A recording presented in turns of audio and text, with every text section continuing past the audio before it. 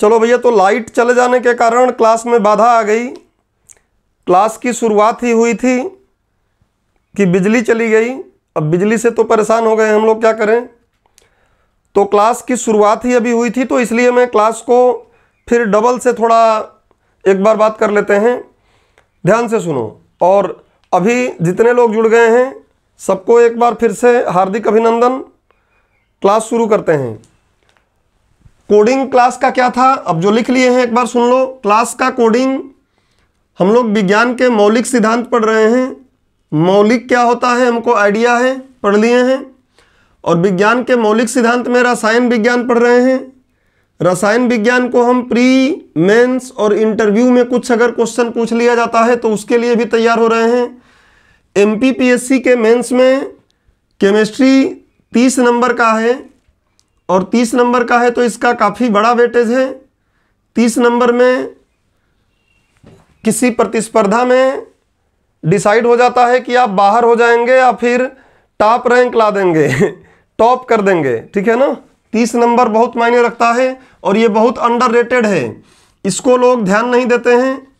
Underrated मतलब इसको एक तो ध्यान नहीं देते लोग, और पढ़ते हैं तो बड़ा टफ लगता है, समझ में नहीं आता है। इसलिए हम लोग 2 लेक्चर 4 लेक्चर ज़्यादा लगेगा लेकिन समझ के पढ़ेंगे। अब तक लेक्चर हो गया है 1 से लेकर 20 तक। आज का लेक्चर है लेक्चर नंबर 21। इस विज्ञान के मौलिक सिद्धांत के रसायन विज्ञान का लेक्चर 21 है। लेक्चर 21 में हमारा एजेंडा क्या है पढ़ने का, तो एजेंडा है हमको पढ़ना है परमाणु संरचना से संबंधित मॉडल। देखिए तीर यहाँ से निकाल के ले गया था ना, अभी आप लोग लाइन बिजली जाने से पहले ये सब बनाया और बिजली चली गई तो फिर एक बार थोड़ा सा इस पे बात कर ले रहे हैं। ये तीर आया। आज का एजेंडा हमारा है परमाणु संरचना से संबंधित विभिन्न जो मॉडल दिए गए हैं उन मॉडल को पढ़ना। कौन कौन से मॉडल दिए गए हैं, तो एक मॉडल दिया गया है थॉमसन का परमाणु मॉडल, दूसरा है रदरफोर्ड का परमाणु मॉडल, तीसरा है बोर, कुछ लोग बोहर बोलते हैं, बोर का परमाणु मॉडल, चौथा है सोमरफील्ड या कुछ लोग इसको सोमरफील्ड ना बोलकर सेमरफील्ड बोलते हैं, और कुछ लोग इसको सोमरफेल्ड बोलते हैं। तो हम हिंदुस्तानी अपने हिसाब से फिरंगियों का नाम बिगाड़ के रख दिए हैं। जैसे थॉमसन को टॉमसन बोल देते हैं, और भी अपने अपने हिसाब से हमने फिरंगियों का नाम बिगाड़ के खूब रखा है। तो वैसे ही यहाँ भी प्रोनाउंसिएशन उच्चारण में अलग अलग मिल जाता है। सोमरफील्ड, सेमरफील्ड, सोमरफेल्ड सब ठीक है, मैंने सोमरफेल्ड लिखा है। और उसके बाद आधुनिक परमाणु मॉडल जो है उसको दिया है किसने, श्रोडिंगर ने। श्रोडिंगर का आधुनिक परमाणु मॉडल मैंने अभी आपको बताया कि एमपीपीएससी के प्रीलिम्स में बोला है विज्ञान के मौलिक सिद्धांत, और मौलिक में मैंने आपको बताया कि मौलिक में रसायन विज्ञान के लिए जो भी निर्जीव चीज़ें हैं हम पढ़ रहे हैं उनका मौलिक कण क्या है, परमाणु। तो परमाणु अपने आप में ही, परमाणु का अध्ययन करना क्या हो गया, विज्ञान का मौलिक सिद्धांत हो गया। और मेंस में तो स्पष्ट अभी मैंने आपको सिलेबस निकाल के दिखाया। अच्छा, निर्जीव चीज़ों का सब मूल कण हम छोटा कण ले रहे हैं क्या, परमाणु। बाकी न्यूट्रॉन, प्रोटॉन, इलेक्ट्रॉन सब पढ़ चुके हैं, लेकिन मुख्य रूप से परमाणु की बात कर रहे हैं। वैसे ही सजीव जीवों में जो सजीव हैं उनमें कोशिका, तो कोशिका क्रियात्मक और संरचनात्मक इकाई है, ऑटोमेटिक उसका अध्ययन मूल हो गया, विज्ञान का मौलिक सिद्धांत हो गया। फिजिक्स में मापन मात्रक राशियां पढ़ते हैं, वो ऑटोमेटिक क्या हो गया, विज्ञान का मूल सिद्धांत हो गया। विज्ञान का मौलिक सिद्धांत बोल लें या मूल सिद्धांत बोल लें। प्रीलिम्स में केवल एक लाइन में निपटा दिया है, जिसको हर्षवर्धन भाई शार्ट में बोलते हैं कि शार्ट में निपटा दिए हैं, शॉर्ट में, छोटे में निपटा दिया है प्रीलिम्स में यूनिट 7 में। और मेंस के पेपर 3rd में इसको थोड़ा सा लॉन्ग में समझाया है, इसको थोड़ा सा बढ़ा के बताया है। देख सकते हैं कोशिका का भी इसमें चर्चा किया गया है यूनिट 2 में पेपर 3rd के, और यूनिट 3rd में परमाणु के बारे में बोला ही है। अब सिलेबस अस्पष्ट होते हैं। अभी मैं आपको बता रहा था कि जो पेपर 3rd का इकाई 2 है, इसमें देखो बोल रहा है क्या, परमाणु। तो केवल परमाणु से बात नहीं बनने वाली है। परमाणु की परिभाषा पढ़ लिए और सोच लिए सिलेबस कंप्लीट हो गया है, इस बार तो टॉप कर देंगे, नहीं होगा टॉप। परमाणु केवल पढ़ने से, परमाणु की परिभाषा से नहीं होगा। परमाणु के बाद हम उसके मूल कणों को देखें कि परमाणु के फंडामेंटल कण कौन होते हैं, उसके अंदर कण कौन है, अविभाज्य जब इसको पहले बोला जा रहा था तो 3 स्थायी कण देखे, प्रोटॉन, इलेक्ट्रॉन, न्यूट्रॉन। फिर हमने देखा कि लगभग 35 कणों को ढूंढा जा चुका है। कुछ कणों के बारे में मैंने आपको लिखवा भी दिया है पिछले लेक्चर में, आगे जरूरत पड़ेगा तो कुछ और चीजें बताएंगे उसमें। फिर बोला है परमाणु संरचना, तो परमाणु बना कैसे है, परमाणु, आज परमाणु को हम क्या मान रहे हैं, आज परमाणु की संरचना कैसी है, यहां तक तो हमको पहुंचना ही पड़ेगा। आप जाके देख सकते हैं बोर का मॉडल या बोरबरी का मॉडल जब पूछ लिया पिछले मेंस के एग्जाम में एमपीपीएससी में, तो उस समय लोगों को शौक लगा था कि ये क्यों पूछ लिया, क्योंकि लोगों ने बताया था कि वो नीट का है। अरे भैया नीट का थोड़ी नहीं है, नीट में न्यूमेरिकल्स आते हैं, उसके डेरिवेशंस बनते हैं, हमें उस लेवल से नहीं पढ़ना। हमको सामान्य अध्ययन के हिसाब से केवल उसके मूल बातों को समझ लेना है कि वो होता क्या है। तो आज की क्लास हम लोग परमाणु संरचना पर डेडिकेटेड करेंगे, परमाणु संरचना से संबंधित मॉडल पर डेडिकेट करेंगे, और कोई भी जोखिम लेकर एग्जाम की तैयारी नहीं करेंगे। अपने लेवल पर जितना सिलेबस की डिमांड है उतना पढ़ के जाएंगे, उसके बाद एग्जाम में कुछ एक्स्ट्रा आता है तो अलग बात है, अदरवाइज अपने सिलेबस को जितना संभव हो सके उतना कंप्लीट करके जाएंगे। तो आज की क्लास में हम लोग, मैं केवल बोर का मॉडल पहले आया है यही पढ़ा दूं कि चलो बोर का मॉडल पढ़ा देता हूं, पहले आया हुआ है फिर आएगा। पता चला कि एग्जाम में गए बोर का मॉडल नहीं आया, बोल दिया श्रोडिंगर का आधुनिक मॉडल बताइए, तो तकलीफ हो जाएगा। इसलिए कुछ भी अपने लेवल पर हम कोशिश करेंगे कि पूरे सिलेबस को कंप्लीट करें। एक लेक्चर के जगह पे 2 लेक्चर और बढ़ जाए, 3 लेक्चर पढ़ लें, 1 घंटे के जगह पे 3 घंटे की स्टडी करके जाना पड़ा एग्जाम में, कोई दिक्कत नहीं है। जब कहीं गेम खेलने जाओ तो पूरी तैयारी के साथ जाओ, बिना तैयारी के अगर गेम में उतर जाओगे तो हंसी के पात्र भी बनोगे, और युद्ध में अगर वो युद्ध है, युद्ध में बिना तैयारी के अगर जाओगे तो 100% है कि मारे जाओगे। ठीक है, तो आज का लेक्चर में हम लोग 2 बातें पढ़ेंगे। अभी बताया, पहले ही बता दिया था कि थॉमसन का परमाणु मॉडल पढ़ेंगे और रदरफोर्ड का मॉडल पढ़ेंगे, और उसके बाद फिर इनको तीनों को पढ़ेंगे जो आने वाले लेक्चर्स में होगा, आने वाले वीडियो में मिलेगा आपको। अब ये 5 हैं, 1 2 3 4 5, इन 5 को पढ़ने में संभव है कि कम से कम 2.5 लेक्चर तो लग जाए। 2 लेक्चर में नहीं हो पाया क्योंकि इसके बीच बीच में कुछ टर्म्स आएंगे, तो उनको एकदम बेसिक लेवल पर, हमको सामान्य अध्ययन के लेवल पर उसको समझ लेना है कि वो क्या है। तो इस तरीके से संभव है कि ये 2.5 लेक्चर या 3 लेक्चर, हम बोल लेते हैं 2.5 लेक्चर क्यों बोलना है, 3 लेक्चर में कहीं जाके ये 5 कंप्लीट होंगे। लेकिन सिलेबस पढ़ेंगे तो हम लोग ढंग से ही पढ़ेंगे, उछल कूद करके 2020 नहीं खेलेंगे। नहीं तो बार बार बोलता हूं ना कि 2020 खेलोगे और कोचिंग स्टेडियम है, तो आप स्टेडियम आपका बदलता रहेगा और आप कई सीजन खेलोगे।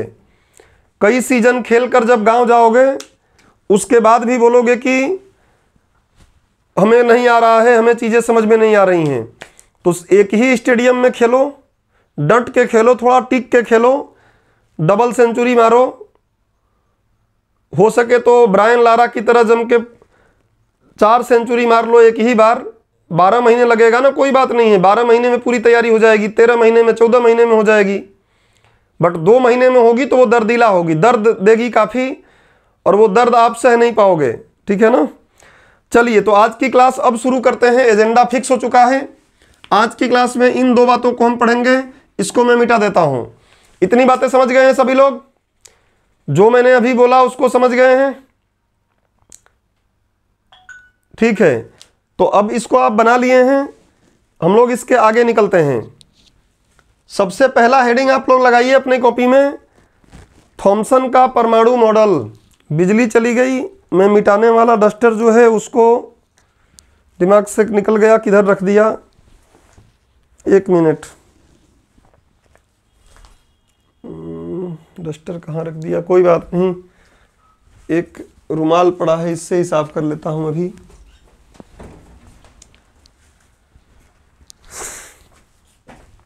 चलो, तो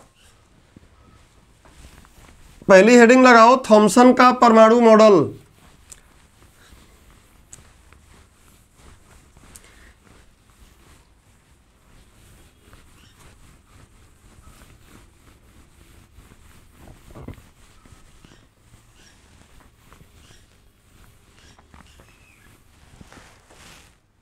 बहुत छोटा है, बस इन्होंने आग लगाया था, लोगों को एक सोचने का तरीका दे दिया था। बाकी तो फिर शुरू से हमने पढ़ा ही है बाकी चीज़ें। थॉमसन का परमाणु मॉडल,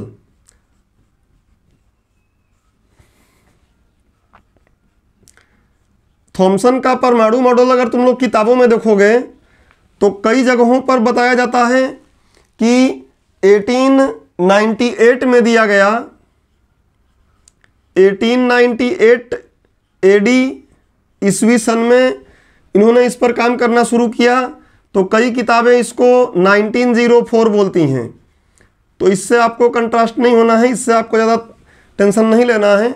1904 अगर दिमाग में रखना है तो 1904 रख लो, 1898 रखना है तो 1898 रख लो। और ये अलग अलग कई सोर्सों में, कई स्रोतों में देखते हैं तो हमको ये मिलता है, कई जगहों पे 1898, कई जगहों पे 1904। अब थॉमसन का परमाणु मॉडल क्या है?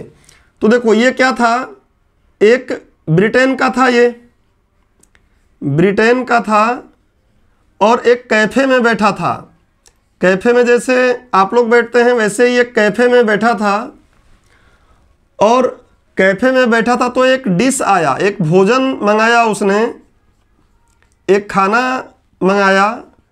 और उस खाने को वहाँ ब्रिटेन में क्या बोलते हैं? Plum pudding, plum pudding. और सच कहें तो ये प्लम पुडिंग का मतलब क्या है? जैसे आप केक देखते हो ना, केक, तो केक में सब कुछ बनाने के बाद ऊपर एक सफ़ेद सा चेरी डाल देते हैं, दो चार ऐसे दाने जैसे पता नहीं कौन कौन से फ्रूट्स के ऐसे दबा देते हैं, ऊपर ऊपर कुछ और लगा देते हैं। खाए हो कभी? अरे पिज़्ज़ा मीज़ा भी लेके आते हो, कॉर्न पिज़्ज़ा, तो ऊपर कॉर्न देखो दिखता रहता है। तो इसी टाइप का खाने का है। हम लोग अलग अलग, जैसे आप लोग यहाँ पे चावल बनाते हैं तो चावल बोलते हैं, यूपी बिहार में जाओ भात बोलते हैं। सही बात वही है, भात, क्योंकि चावल तो कच्चा वाला है ना, बन जाता है तो भात। आप लोग सब्जी बोलते हो, कहीं उसको तरकारी बोलते हैं, सब्जी ना बोलकर तरकारी बोलेंगे, तरकारी बन गया क्या। तो अलग अलग जगहों की अलग अलग भाषा है। प्लम पुडिंग करके एक डिश होता था और उस डिश को कैफ़े में भाई साहब ने मंगाया, बर्थडे मनाना था, मान लो केक मना लिया।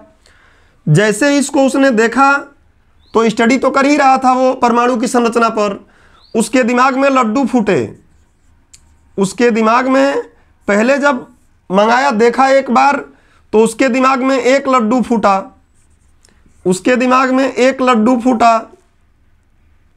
और फिर जब थोड़ा और गहराई से सोचा, थोड़ा और गहराई से दिमाग लगा के सोचा, दो लड्डू फूटा।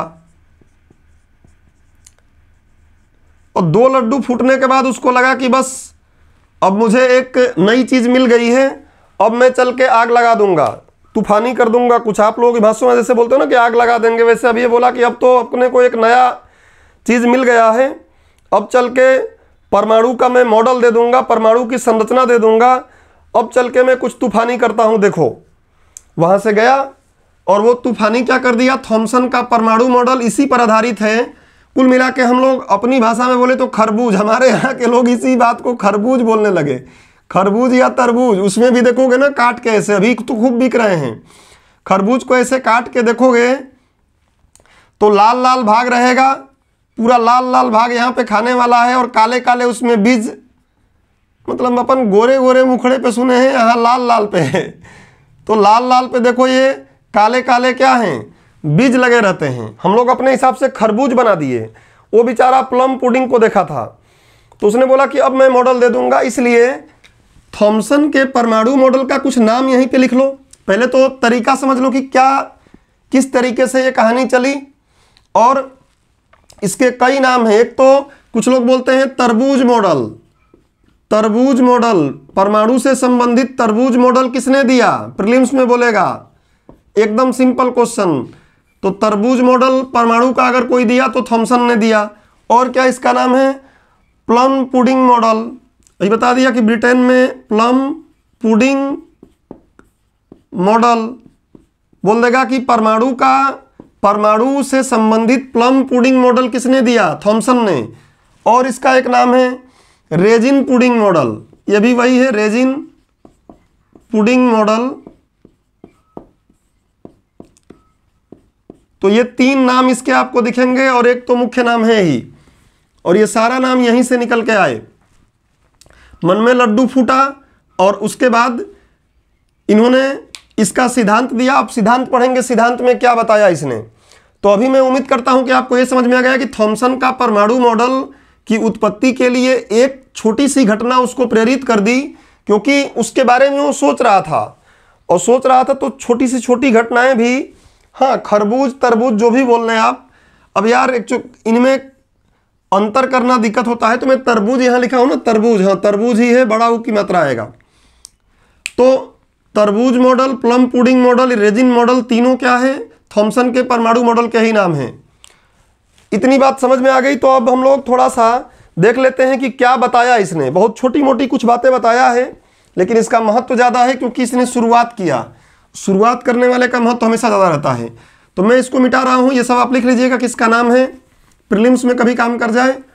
मेंस में तो क्या आएगा, तो बोल देगा थॉमसन का परमाणु मॉडल लिखिए। कई बार बोल देगा थॉमसन का परमाणु मॉडल तो अमान्य है, अस्वीकृत है, लेकिन उसके बाद भी इसका अत्यधिक महत्व है, कैसे समझाइए। ऐसा क्वेश्चन भी पूछ सकता है, क्योंकि सिलेबस में परमाणु की संरचना स्पष्ट लिखा हुआ है ना, इसलिए अपने पेपर की प्रकृति को देखते हुए हम क्वेश्चन देख रहे हैं, और पहले जो क्वेश्चन पूछा है उसको दिमाग में रखकर। तो थॉमसन के परमाणु मॉडल में क्या क्या बताया है वो लिखो। पहला पॉइंट, चाहो तो अगर आपको बना के थोड़ा अच्छा करना है तो लिख लो, इस मॉडल के अनुसार, इस मॉडल के अनुसार, बस इतनी बात यहां डाल देना, बहुत लंबा लिखने की जरूरत नहीं है, शब्द सीमा वैसे ही हमारे पास कम रहती है। तो इस मॉडल के अनुसार सबसे पहले तो एक डायग्राम बना देना, वही खरबूज वाला, क्योंकि हम लोग प्लम पुडिंग जानते नहीं हैं, जिंदगी में खाए तो नहीं, देखे नहीं है, पिज़्ज़ा मीज़ा भले ही खाएं। देखो तो इसमें क्या है, उसने बोला कि जो लाल वाला भाग है ना, वो लाल वाला भाग धनात्मक है। अब मैं छोटा बना लिया हूँ, तो थोड़ा बड़ा बना लेना। लाल वाला भाग जो है वो सारा क्या है, धनात्मक है। अब मैं नीचे यहाँ बना रहा हूँ, लेकिन नीचे बनता नहीं है, ऊपर ही बनाना चाहिए, गोला है। तो लाल वाला भाग क्या है, धनात्मक है, और इसी के बीच में इलेक्ट्रॉन फंसे हुए हैं। इसी के बीच में जैसे खरबूज में काला वाला भाग होता है, वो काला वाला भाग की तरफ क्या है, इलेक्ट्रॉन भरे हुए हैं, ऐसा उसने बताया। तो पहला पॉइंट क्या बोला उसने, परमाणु एक गोलाकार, पहला पॉइंट उनका है, लिखते रहो मेरे साथ, परमाणु एक गोलाकार, और देखिए मैं वृत्त नहीं बनाया हूं, गोला बनाया हूं, अर्धगोला बनाया हूं। पूरा कर दोगे इधर से तो पूरा गोला बन जाएगा, 10वीं क्लास में गणित पढ़े हो, फुटबॉल जैसा। परमाणु एक विद्युत उदासीन कण होता है, परमाणु एक विद्युत उदासीन कण होता है, परमाणु एक विद्युत उदासीन कण होता है। और ध्यान रखिएगा सोर्स क्या है, तो एनसीईआरटी मुख्य रूप से सोर्स इसका है, एनसीईआरटी क्लास 7th का साइंस, सॉरी क्लास 9th का साइंस, मैंने आपको बता दिया है, चैप्टर नंबर 4। अब हम लोग बात कर रहे हैं चैप्टर नंबर 4 का। चैप्टर नंबर 3 के बारे में अब तक बात हो चुकी है लगभग। तो परमाणु एक गोलाकार विद्युत उदासीन कण होता है, परमाणु एक गोलाकार, यहाँ समझाते समय दिमाग से निकल गया, बोला था मैं आपको, परमाणु एक गोलाकार विद्युत उदासीन कण होता है। और केवल इतनी ही नहीं, और बताए हैं क्या उन्होंने बताया, इसकी त्रिज्या, इसी पॉइंट में लिखना, इसकी त्रिज्या किसकी, परमाणु की, इसकी त्रिज्या 10⁻⁸ सेंटीमीटर, या इसकी त्रिज्या 10⁻⁸ सेंटीमीटर, या इसी को आप बोल सकते हो 10⁻⁻10 मीटर होती है। त्रिज्या समझी रहे हैं आप, फुटबॉल है, गोला है, तब भी उसके केंद्र से लेकर उसके परिधि तक की दूरी, जैसे वृत्त में क्या होता है, केंद्र से लेकर परिधि तक की दूरी त्रिज्या, वैसे ही गोले में भी, गोला आप पढ़े होंगे 10वीं क्लास के गणित में, उसके केंद्र से त्रिज्या तक की दूरी, सॉरी परिधि तक की दूरी, ये परिधि बाउंड्री तक की दूरी को त्रिज्या बोलते हैं। तो इसकी त्रिज्या कितनी होती है, सेंटीमीटर में बोलना है तो 10⁻⁸ सेंटीमीटर, और अगर मीटर में बोलना है तो 10 की घात माइनस 10 मीटर, दोनों एक ही बात है। और ये कन्वर्जन फिजिक्स में मैं आपको समझा चुका हूं। दूसरा बात क्या बोला, अभी समझ गए हैं आप, वही बातें लिखना है। दूसरा बात इसने ये बोला कि इसके अंदर धनावेशित भाग समान रूप से वितरित होता है। इसके अंदर धनावेशित भाग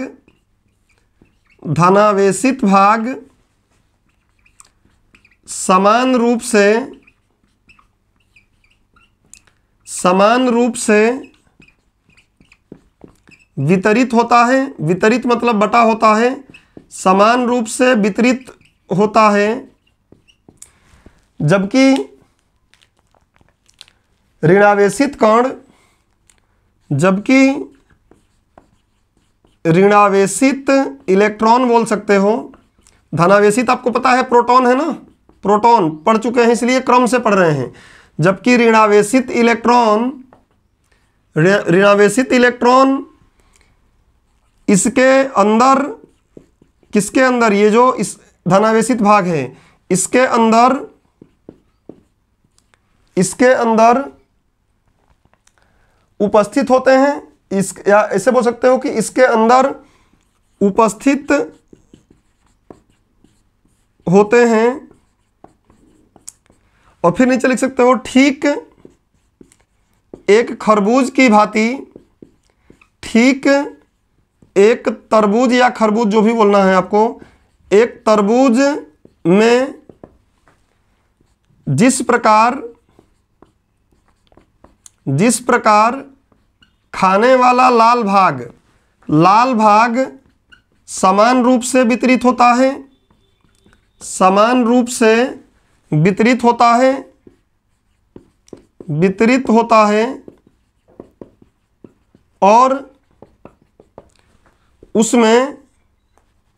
और उसमें बीज, काले बीज धसे होते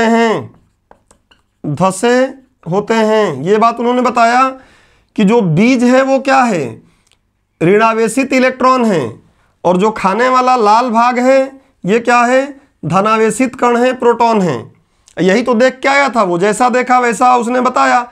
जाहिर सी बात है कि इस प्रकृति में पता नहीं कितनी चीजें हैं, और हम लोग एक अंधे जैसे हैं, जो जिसको दिख जाता है वो बोलता है। जैसे हाथी की कहानी सुने हो ना, तो कोई हाथी का सूंड छू लेता है तो बोलता है हाथी लंबी है, कोई कुछ और बोल देता है, पीठ पे चला गया सूप जैसी है, कान पकड़ लिया कुछ और है। ठीक वैसे ही प्रकृति में हम कंटिन्यूअस चीज़ों को ढूंढते जा रहे हैं, अपने तक इंटेलिजेंस को लगाकर, बुद्धिमत्ता को, और धीरे धीरे उसका सही रूप हमारे पास आता जा रहा है। तो ये बात उन्होंने बताया। तरबूज मॉडल हिंदी आपको आती है, आप अपने हिसाब से लिखिएगा अच्छे तरीके से। आप चाहो तो ऐसे भी लिख सकते हो कि परमाणु के अंदर धनावेशित भाग समान रूप से ठीक उस प्रकार वितरित होते हैं जिस प्रकार एक खरबूज का लाल भाग समान रूप से वितरित होता है, जबकि ऋणावेशित कण उसके अंदर उपस्थित ठीक उस प्रकार होते हैं जिस प्रकार तरबूज के लाल भाग में बीज उपस्थित होते हैं। तो आपको हिंदी आना चाहिए। 2-2 नंबर का क्वेश्चन में 3 नंबर का क्वेश्चन बोल के लिखवाऊं कि इतना लिखना, 5 नंबर में इतना लिखना, 11 में इतना लिखना, वो पढ़ाई थोड़ी नहीं हो गया, तो कुंजी हो जाएगी। छोटी क्लास में कुंजी खरीदते थे ना, कुंजी खरीद के लेके आते थे, सफलता की कुंजी, वो असफलता की कुंजी यहां हो जाएगी। माध्यम आपका जो है उस पर तो पकड़ है, मैं समझा रहा हूं, इसमें कोई तकलीफ हो तो पूछो, और जब समझ जा रहे हो बात को तो अपने हिसाब से लिख सकते हो। बस इतनी बात इन्होंने भाई साहब ने आके बता दिया कि भैया हमको परमाणु समझ में आ गया कैसा होता है। उन्होंने बता दिया कि परमाणु गोलाकार होता है, विद्युत उदासीन होता है, और इस तरीके से उसमें व्यवस्था होती है धनावेश और ऋणावेश की। न्यूट्रॉन के बारे में भाई साहब कहीं बात ही नहीं किए। देखो सीमाएं पूछेगा ना, कमी, तो कमी सीधी सी बात आ रही है कि इसने न्यूट्रॉन की कहां बात किया है। लेकिन अच्छाई क्या है कि इसने विद्युत उदासीन बताया है, तो पहले ही हमको पता था कि परमाणु विद्युत उदासीन होता है। और गोलाकार बताया, गोलाकार भी लगभग सही है, त्रिज्या भी लगभग ठीक ही ठाक बता दिया है, त्रिज्या में भी बहुत अंतर नहीं है, थोड़ा बहुत अंतर तो आएगा, बाकी बात सही नहीं है। तो एग्जाम में ये नहीं पूछकर हो सकता है कि पूछ लेगा आपको कि थॉमसन के परमाणु मॉडल की सीमाएं बताइए। देखो कमियां नहीं बोलते, एक तो बेचारा ये मेहनत करके ये मॉडल दिया, और जैसे ही ये रूल रहा है कि जैसे ही कोई एक नई सिद्धांत कोई दे देता है ना, उसके पहले लोग चुपचाप बैठे हुए हैं, और जैसे ही नया सिद्धांत कोई दे दिया सब खड़े हो जाते हैं उसका विरोध करने के लिए, नहीं नहीं तुम गलत दिए हो, तुम गलत दिए हो। और दोस्त ज़्यादा ऐसा करते हैं, जो दोस्त होते हैं वो ज़्यादा ऐसा करते हैं कि अरे यार वो आगे कैसे निकल गया, उसका पैर खींचो। नहीं बेटा, जो तुम पढ़ रहे हो सही नहीं है, बहुत डीप लेवल है, उस डीप लेवल में पढ़ोगे तो एग्ज़ाम नहीं निकलेगा। हमारे जैसा 2020 खेलो, आप भी 2020 खेलोगे तो एग्ज़ाम निकलेगा। और ये नहीं बोलते कि देख लो हमारा निकला है 2020 ये बोल ही नहीं पाते, उदाहरण ही नहीं देता कि देख लो हम 2020 खेले तो हमारा एग्जाम निकल गया। ये नहीं बोलते हैं कि हम 2020 खेल रहे हैं तो 3 साल हो गए हैं, 4 साल से अभी रसायन विज्ञान की परिभाषा नहीं आइडिया है, ये नहीं बताएंगे। तो आप जब भी देखोगे, जब भी कोई मॉडल दिया गया है, हर जैसे ही मॉडल बना के दिया बेचारा वो अभी बैठा ही चुपचाप, तब तक पता चला कि 4-5 लोग उसके घर पे पहुंच गए, तुमने जो मॉडल दिया है वो गलत दिया है, उसमें ये कमियां हैं, वो कमियां हैं, ऐसा है वैसा है। बट ठीक है, कमियां सही तरीके से निकाल रहे हैं तो बहुत अच्छी बात है। अगर वो कमियां नहीं निकाले होते तो आज सही तरीके तक पहुंच नहीं पाए होते हम। तो कमी निकालना अच्छी बात है, बट ठीक है, अपने टॉपिक पे आते हैं। अगला हेडिंग डालिए, थॉमसन के परमाणु मॉडल की सीमाएं। सीमाएं बोल लीजिए, कमियां मत बोलिएगा, अच्छा नहीं लगेगा। इंग्लिश में limitations of Thomson's atomic model, तो मैं यहां केवल लिखता हूं सीमाएं। क्या सीमाएं हैं? सबसे पहली सीमा हम लोग अपने हिसाब से, जीएस के हिसाब से बनाएंगे, कुछ किताबों में जो नहीं होगा उसको भी डाल लेंगे। इतनी सीमाएं हैं तो सारी सीमाएं नहीं रखेंगे, हम कुछ रखेंगे। सबसे पहले आप लिख लीजिए कि यह मॉडल परमाणु में, यह मॉडल, एक मिनट कोई कॉल आ रहा है,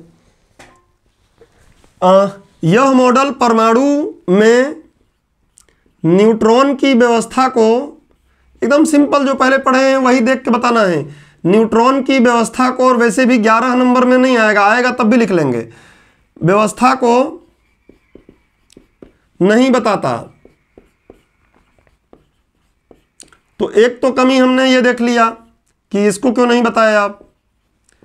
दूसरा, एक कमी तो ये भी लगती है कि जैसे आप बोल रहे हो कि इलेक्ट्रॉन धंसे हुए हैं, तो खरबूज में लाल भाग तो ज़्यादा होता है, धनावेश ज़्यादा बोल दिए तुम, और इलेक्ट्रॉन कम बता रहे हो, बीज तो कम होते हैं। तो दोनों अगर बराबर नहीं हैं, हमने पढ़ लिया है कि दोनों का आवेश सेम है, और दोनों बराबर नहीं है तो उदासीन तुम कैसे बोल रहे हो। अब वो मर गया है, उससे नहीं पूछ रहे हैं, ये मैं पूछ रहा हूं उससे। अब वो ऊपर से जवाब देगा, देखते हैं रात को देता है कि नहीं। कि जब तुम बोल रहे हो लाल भाग ज़्यादा है, प्रोटॉन ज़्यादा है, और इलेक्ट्रॉन कम है, तो दोनों बराबर नहीं है तो उदासीन कैसे होगा। उदासीन हमने देखा है किन्हीं कारण होता है, तो ये भी है। लेकिन थोड़ा आप किताबों वाले पे चलते हैं, जिससे कि लोग किताब देखकर ही चेक करेंगे ना, तो किताबों की बात करेंगे। दूसरा बात लिखो, यह मॉडल धनावेशित भाग के अंदर, यह मॉडल धनावेशित भाग के अंदर, धनावेशित भाग के अंदर ऋणावेशित, धनावेशित मतलब प्रोटॉन की बात चल रही है। यह मॉडल धनावेशित भाग के अंदर ऋणावेशित, ऐसे बोलो, ऋणावेशित की उपस्थिति को, या ऋणावेशित कणों की उपस्थिति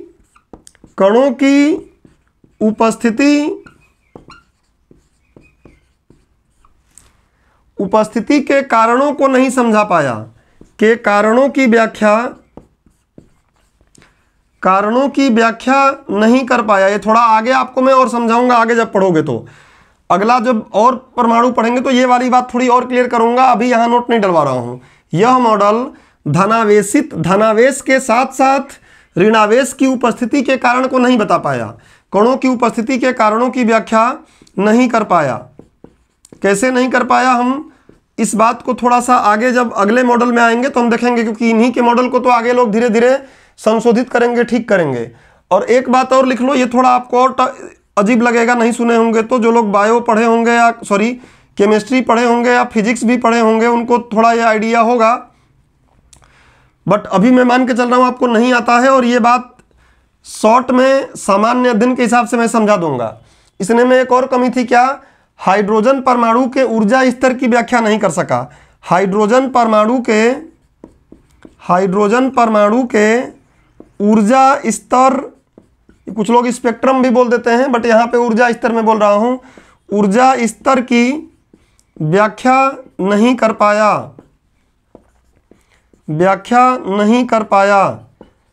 अब मैं पहले ही आपको बोल रहा हूँ कि ये वाली बात का थोड़ा और क्लियरिटी मैं आपको आगे दूंगा अगले मॉडल में, क्योंकि आगे मॉडल पढ़ने ही हैं। और इस बात के लिए मैं आपको नोट डलवा के आगे, क्योंकि ये बात बार बार सुनेंगे, सब में बार बार ये कमी दिखेगी कि हाइड्रोजन की व्याख्या नहीं कर पाया, ऐसा नहीं कर पाया। तो ये होता क्या है, इसको मैं आपको एक नोट डलवा के 15 मिनट लगाऊंगा, समझाऊंगा। बट अभी आपको याद करने के लिए, क्रम में लिखने के लिए ये क्रम बनाए रखें कि थॉमसन का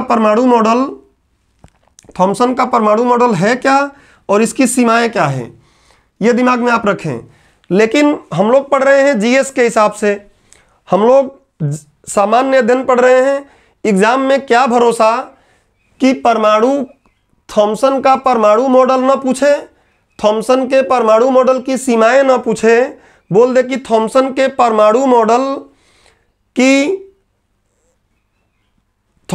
परमाणु मॉडल की सकारात्मक पहलू क्या है, थॉमसन के परमाणु मॉडल का महत्व क्या है, ऐसा पूछ ले। और हो सकता है कि ये तीनों मिला के एक साथ पूछ ले 11 नंबर में। मैं एमपीपीएससी की बात कर रहा हूं, हर यूनिट से एक क्वेश्चन 11 नंबर का आएगा। और ये मेंस के अगर हम बात करें, प्रीलिम्स के हिसाब से तो फैक्ट सारे मैं आपको दे रहा हूं, कहीं भी आप बता सकते हैं कि किसकी व्याख्या नहीं कर पाया क्या। मेंस के हिसाब से 11 नंबर का, और हो सकता है कि 11 नंबर उस पॉइंट में से किस में से 11 नंबर का बनाएगा पता नहीं है।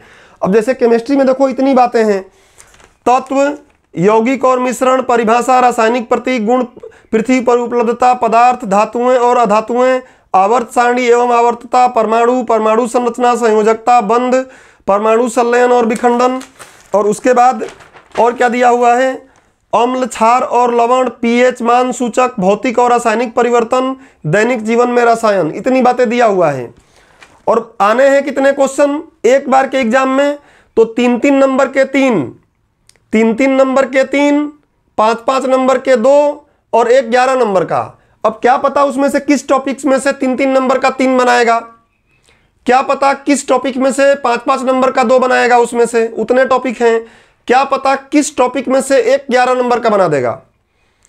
तो गेसिंग तो नहीं करके जा सकते ना कि अम्ल क्षार वाले से ही बनाएगा, गेसिंग करके तो नहीं जा सकते कि दैनिक जीवन में रसायन से ही बनाएगा। तो हमको सिलेबस पूरा कंप्लीट करके जाना है कि वहां पे सरप्राइज ना मिले। तो हम लोग जीएस के हिसाब से पढ़ रहे हैं, आप थोड़ा सा यही बात लिख लीजिए। अगला हेडिंग डालो, थॉमसन के परमाणु मॉडल का महत्व। अगला हेडिंग डालेंगे, थॉमसन के परमाणु मॉडल का महत्व। थॉमसन के परमाणु मॉडल का महत्व लिखिए इसमें, थॉमसन का परमाणु मॉडल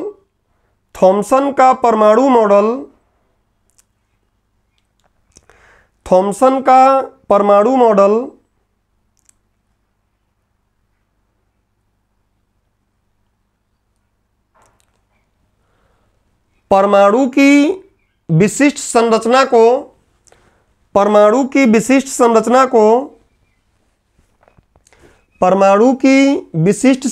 को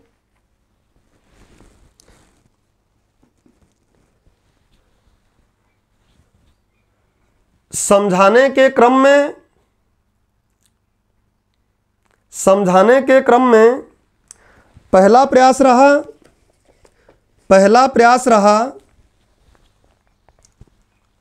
जो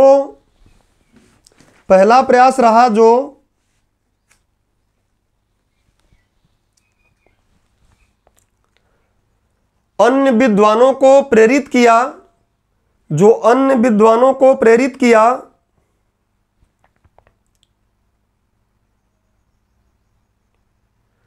कि परमाणु की संरचना को स्पष्ट किया जाए, कि परमाणु की संरचना को स्पष्ट किया जाए, परमाणु की संरचना को स्पष्ट किया जाए,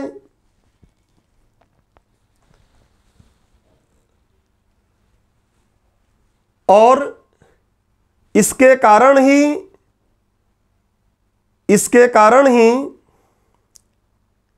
विभिन्न विद्वानों ने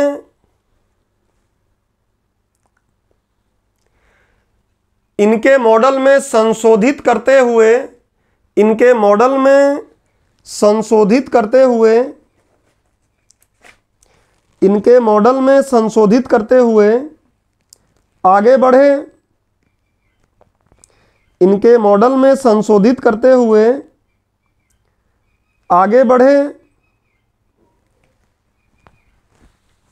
और आधुनिक परमाणु मॉडल तक पहुंच पाए, और आधुनिक परमाणु मॉडल तक पहुंच पाए।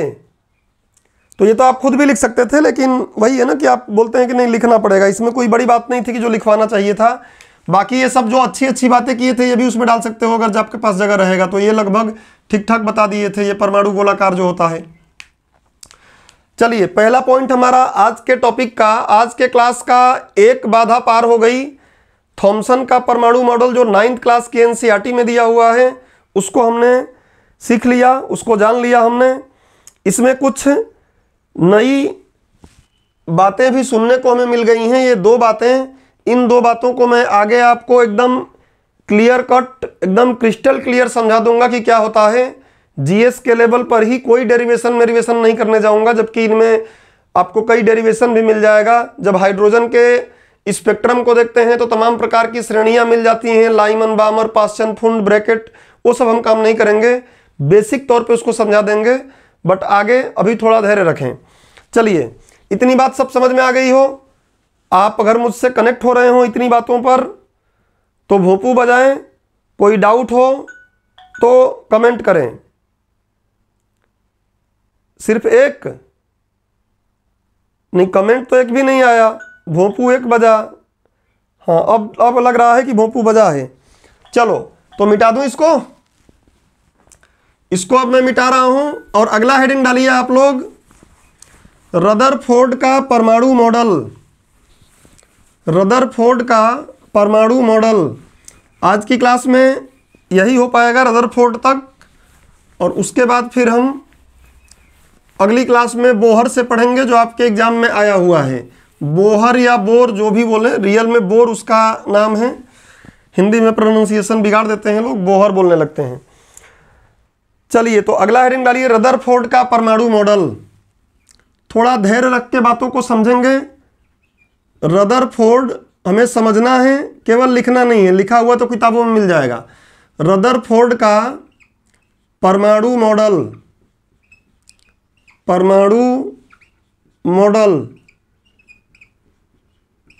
एटॉमिक मॉडल ऑफ रदरफोर्ड, या अपस्ट्रॉफी एस लगा के लिख सकते हैं, रदरफोर्ड्स एटॉमिक स्ट्रक्चर या एटॉमिक मॉडल। सबसे पहले समझ लेते हैं कि रदरफोर्ड साहब जो हैं ये विद्वान, इनका नाम है अर्नेस्ट, बाद में इनको लॉर्ड की उपाधि भी दे दिए थे अंग्रेज। अर्नेस्ट रदरफोर्ड इनका नाम था। भाई साहब का जन्म हुआ कहाँ? न्यूजीलैंड में।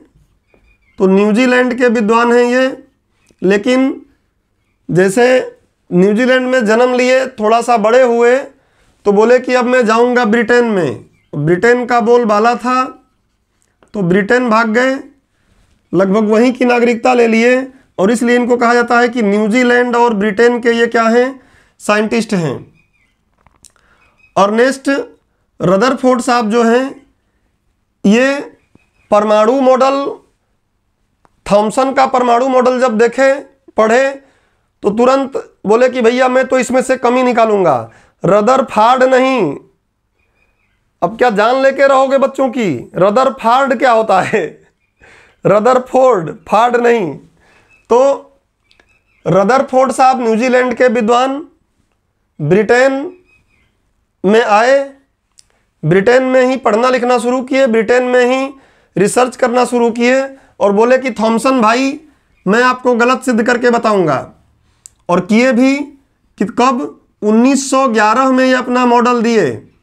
1911 में इन्होंने अपना मॉडल दिया जिसका नाम रखा गया रदरफोर्ड का परमाणु मॉडल। लेकिन क्या है? लेकिन यह है, अच्छा इनके मॉडल का नाम अगर हम देखें तो ये सूर्य से बहुत प्रेरित थे, सूर्य और ग्रहों से बहुत प्रेरित थे। ये बोल रहे थे कि सूर्य यहाँ पे है, सन है, और ग्रह जो हैं इसके चारों ओर क्या कर रहे हैं? चक्कर काट रहे हैं। बस ये बात सोचे तो इनके मन में लड्डू फूट गया। ये बात सुनने के बाद इनके मन में लड्डू फूटा कि भैया सन एक जगह पे यहाँ पे है और बाकी ग्रह क्या कर रहे हैं? इसकी चक्कर कर रहे हैं। तो इसलिए आप देखेंगे इसका एक नाम और दिया जाता है रदरफोर्ड के मॉडल को। कई जगहों पे रदरफोर्ड के मॉडल को बोला जाता है क्या? ग्रही इलेक्ट्रॉन मॉडल। तो आप प्रीलिम्स के तौर पर दिमाग में रखे, बोल देगा ग्रही इलेक्ट्रॉन मॉडल किसने दिया? ग्रही इलेक्ट्रॉन मॉडल। इनके लड्डू फूटा जब यहां देखो लड्डू फूटा, और लड्डू फूटने से इन्होंने ये इससे लड्डू फूटा सूर्य और ग्रहों के बारे में जानने से। और इन्होंने बोला कि मैं अब अपना जो मॉडल दूंगा उस मॉडल का नाम रहेगा ग्रही इलेक्ट्रॉन मॉडल। ग्रही मतलब ये ग्रह जो है ना, ये इलेक्ट्रॉन जैसे हैं, घूम रहे हैं। आप लोग भी पार्क में घूमते हैं तो पार्क का जो सेंटर है वो क्या हो जाएगा? सन। आप लोग परिक्रमा करते हैं सुबह सुबह। तो ग्रही इलेक्ट्रॉन मॉडल। ये तो कहानी हो गई कि रदरफोर्ड कौन, और इनके परमाणु मॉडल का प्रेरणा एक थॉमसन का कमी निकालना था। ये तो था ही कि कमी है उसमें तो उसको सही करना है। लड्डू कहाँ से फूटा हमने देख लिया। लेकिन क्या समझना है? इनके मॉडल से पहले हमको ये समझना है कि इस मॉडल से पहले एक काम और कर लिए थे वो, और वो क्या है? वो है रदरफोर्ड का। ये हमको पहले जानना पड़ेगा, उसके बाद ही मॉडल पढ़ेंगे, इसलिए मैं आपको उसी क्रम में समझा रहा हूं। रदरफोर्ड का अल्फा कण क्या है? पीछे पढ़ा चुका हूं, हीलियम का नाभिक 2He4। रदरफोर्ड का अल्फा कण प्रकीर्णन प्रयोग 9th क्लास में दिया हुआ है। मैं मैक्सिमम चीजें 9th की ही बात करूंगा, समझाने के लेवल पे जरूरत पड़ेगी तो 11th 12th में जाएंगे। बोर का मॉडल 9th में नहीं है तो बोर को हम 11th से पढ़ेंगे। रदरफोर्ड का अल्फा कण प्रकीर्णन प्रयोग, ये हमको पढ़ना पड़ेगा। रदरफोर्ड साहब लड्डू फूटा यहाँ पर, लेकिन लड्डू फूटने से पहले एक प्रयोग कर रहे थे वो, और वो प्रयोग क्या था? रदरफोर्ड का अल्फा कण प्रकीर्णन प्रयोग। अभी समझाऊंगा क्या है। सोने की एक पतली पन्नी लेंगे, चांदी की पन्नी लेंगे और कई चीज़ों की पन्नी लेंगे, उस पर अल्फा कणों की बमबारी करके देखेंगे हो क्या रहा है। तो अभी करेंगे बात, लेकिन यहाँ हमको जीएस के हिसाब से पढ़ रहे हैं तो फैक्ट दिमाग में रखना है। और वो फैक्ट क्या है आपको दिमाग में रखना, यहाँ ध्यान से सुनो। ये रदरफोर्ड साहब ने जो किया था ना, केवल यही नहीं किए थे। ये काम 1910 में हुआ, 1911 में तो ये काम हो रहा है ना, 1910 में ये काम हुआ। और क्या हुआ? तो इनका एक तकनीशियन था, टेक्नीशियन बोलते हैं हम लोग हिंदी में, तकनीशियन बोलते हैं। इनका एक सहयोगी था लैब में इनका एक तकनीशियन था जिसका नाम था क्या? जिसका नाम था हैंस गीजर। हमको कुछ भी छोड़ना नहीं है फैक्ट के लेवल पर।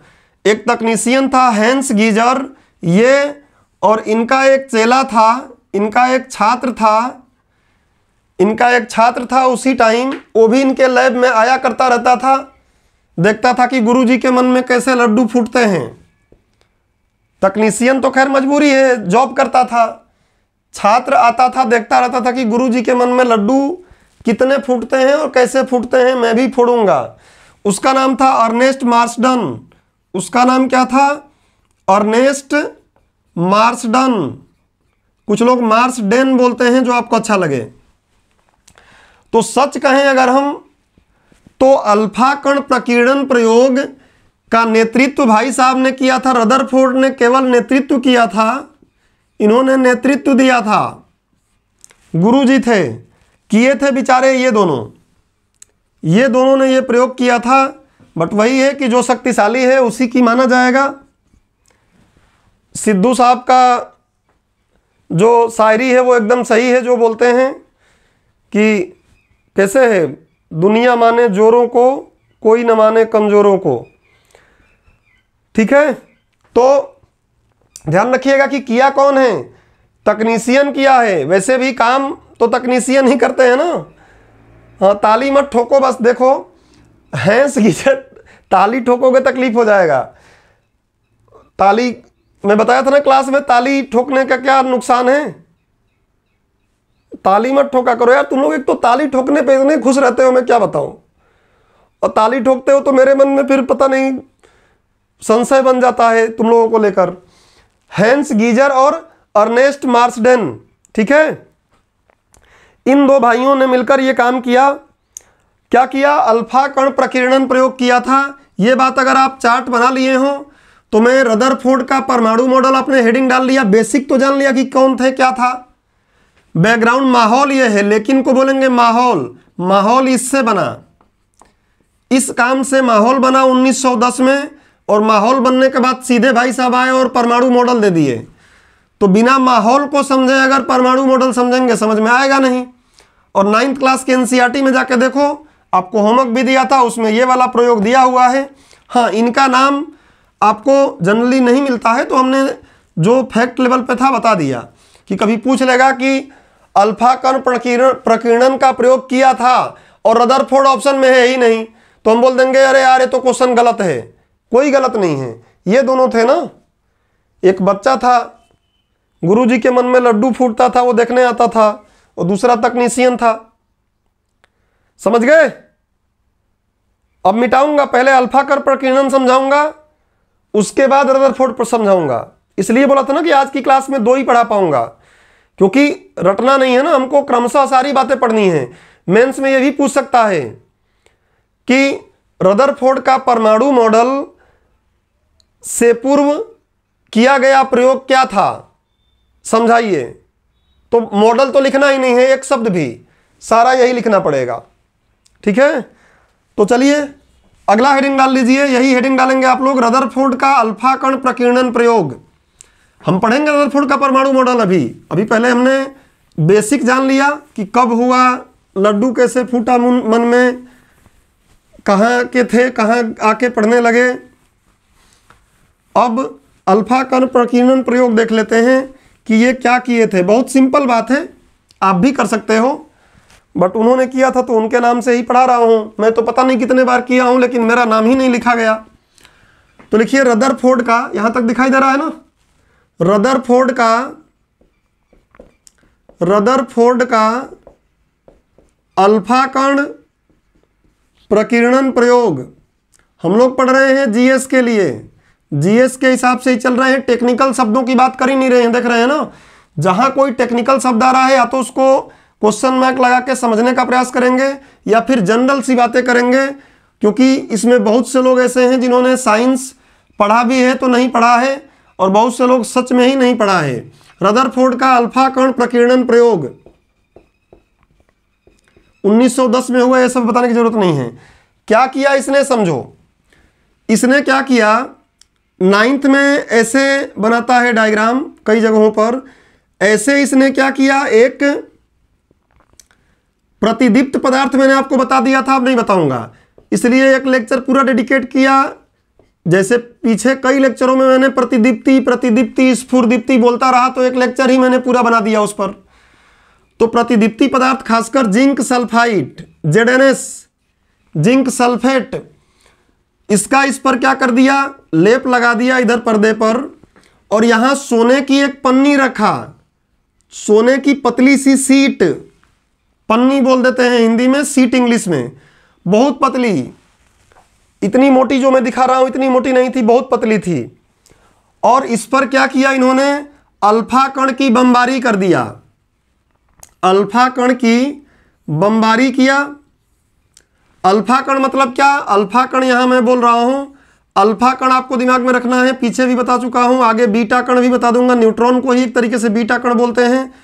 जब मैं रेडियो एक्टिविता पढ़ाऊंगा तब, क्योंकि परमाणु पढ़ रहे हैं तो परमाणु में हिडन ऑलरेडी है क्या रेडियो एक्टिविता, रेडियो एक्टिविता इसमें हिडन है, लिखा भले ही नहीं हो। रेडियो एक्टिविता से क्वेश्चन पूछे जाएंगे। और तकनीक पढ़ते हैं आप, वहां भी जरूरत पड़ेगी। नाभिकीय संलयन, नाभिकीय विखंडन पढ़ेंगे, रेडियो एक्टिविता जानना ही पड़ेगा। तो सिलेबस में लोग, बड़ा मुझे अजीब लगता है कि बोलते हैं कि सर सिलेबस में रेडियो एक्टिविता नहीं है, हम क्यों पढ़ रहे हैं। मत पढ़ो, जाओ एग्जाम में समझ में आ जाएगा। जब जानते रहोगे सिलेबस को तब ना। भले इसमें रेडियो एक्टिविता नहीं लिखा कहीं, देखो अगर मैं कहीं भी रेडियो एक्टिविता मेंस में नहीं लिखा है, और प्रीलिम्स में तो विज्ञान के मौलिक सिद्धांत लिखा है, रेडियो एक्टिविता कहीं नहीं लिखा, लेकिन बोला है परमाणु संलयन, परमाणु विखंडन।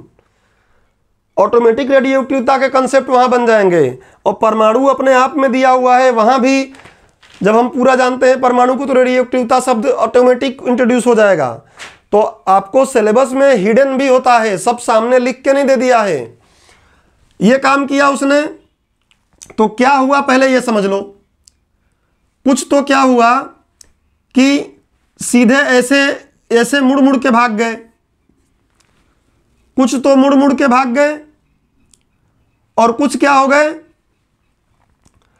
कुछ इस पन्नी पे सीधे क्रॉस करके निकल गए, इस पन्नी को क्रॉस करके निकल गए, और बहुत कम मात्रा में, बहुत थोड़ी सी मात्रा में इस पर टकराए, जिस रास्ते पे गए थे उसी रास्ते पे वापस लौट गए। बस ये 3-4 चीजें वो देखें कि अल्फा कण जब वो भेज रहे थे तो अल्फा कण क्या हो रहा था, कुछ तो ऐसे दूर भाग जा रहे थे, कुछ अंदर घुस रहे थे, और कुछ बहुत थोड़ी सी मात्रा में टकराकर वापस लौट जा रहे थे। इस डायग्राम से आपको मजा नहीं आता है, थोड़ा डायग्राम दूसरे तरीके से बना लीजिए। ये उन्होंने मान लो यहां पर ये एक सोने की पन्नी लिया है, इसका कहीं नाभिक होगा, 100% इसमें नाभिक होगा। नाभिक का खोज सच कहें तो यहीं से होगा। अब अल्फा कण यहां से डालो, तो जब अल्फा कण डाले तो देखें कि बहुत से अल्फा कण तो ऐसे क्रॉस करके चले गए, ऐसे क्रॉस करके निकल गए। कुछ अल्फा कण क्या हुए, ऐसे दूर भाग गए, पता नहीं क्यों दूर भाग गए, अभी हम देखते हैं। और कुछ जाके यहीं पर हिट किए तो अपने रास्ते पर ही वापस लौट गए। ये इन लोगों का था अल्फा कण प्रकीर्णन। और आपको जो सोने की पन्नी केवल दिमाग में है ना कि सोने की पन्नी ली गई थी। शुरुआत उन्होंने सोने की पन्नी से किया था, बाद में चांदी और भी कई चीजें लेकर देखा तो ये सारी चीजें बदल रही थीं। ये टकराने वाले कभी ज्यादा हो जा रहे थे, कभी ये दूर भागने वाले ज्यादा हो जा रहे थे, कभी ज्यादा छेद वाले पहुंच जा रहे थे, क्योंकि सबके नाभिक का आकार या सबके नाभिक की संरचना क्या है, अलग अलग है। प्रोटॉन न्यूट्रॉन सब में अलग अलग है ना, तो अलग अलग पन्नी लेकर भी बाद में काम किए वो, बट शुरुआत उन्होंने सोने की पन्नी से किया। ये बात आपको समझ में आ गई क्या किए। तो ये डायग्राम दोनों आप ऐसे बना लो, 9th क्लास की एनसीईआरटी में भी है, और फिर मैं लिखवाता हूं कि क्या किए वो, फिर मैं लिखवाता हूं कि क्या किए वो। आप ये डायग्राम ऐसे बना लो कॉपी में। अपने को डायग्राम एकदम ऐसा नहीं कि कंगन पहने हुए हैं, लड़कियां कंगन पहनी रहती हैं, निकाल के उससे गोला कर देती हैं। कुछ लोग प्रकार लेकर जाते हैं पेपर में, प्रकार से गोला करते हैं। अरे इतना समय नहीं मिलेगा। ये शुरुआत जो बच्चे कर रहे हैं उनके लिए स्पेशल मैं बोल रहा हूं कि हमारे लिए इतना पेपर, इतना समय नहीं मिलने वाला, वहां बहुत तेजी से लिखना पड़ता है। तो वहां पर आपको हाथ से बनाना है, थोड़ा टेढ़ा मेढ़ा भी बन गया तो चेक करने वाला भावनाओं को आपको समझ लेगा। यानी कि कंगन 2 रुपए का 10 रुपए का सिक्का ले जाना, सिक्का रखना और उससे गोला करना, पता चला मुन्ना भाई पकड़ के अंदर कर देंगे और नहीं समय मेंटेन कर पाओगे। ये सब काम नहीं करना आपको। चलो लिखो अब इसके, मैं बोल दे रहा हूं, थोड़ा जल्दी हो जाएगा तो मैं बोल रहा हूं, लिखो। जब रदरफोर्ड ने, नाम रदरफोर्ड का ले रहे हैं लेकिन आपको पता है कि 2 लोग और शामिल थे। जब रदरफोर्ड ने सोने की पतली पन्नी पर, जब रदरफोर्ड ने सोने की पतली पन्नी पर अल्फा कणों की बौछार की तो अल्फा कणों की बमबारी या अल्फा कणों की बौछार की तो उन्होंने निम्नलिखित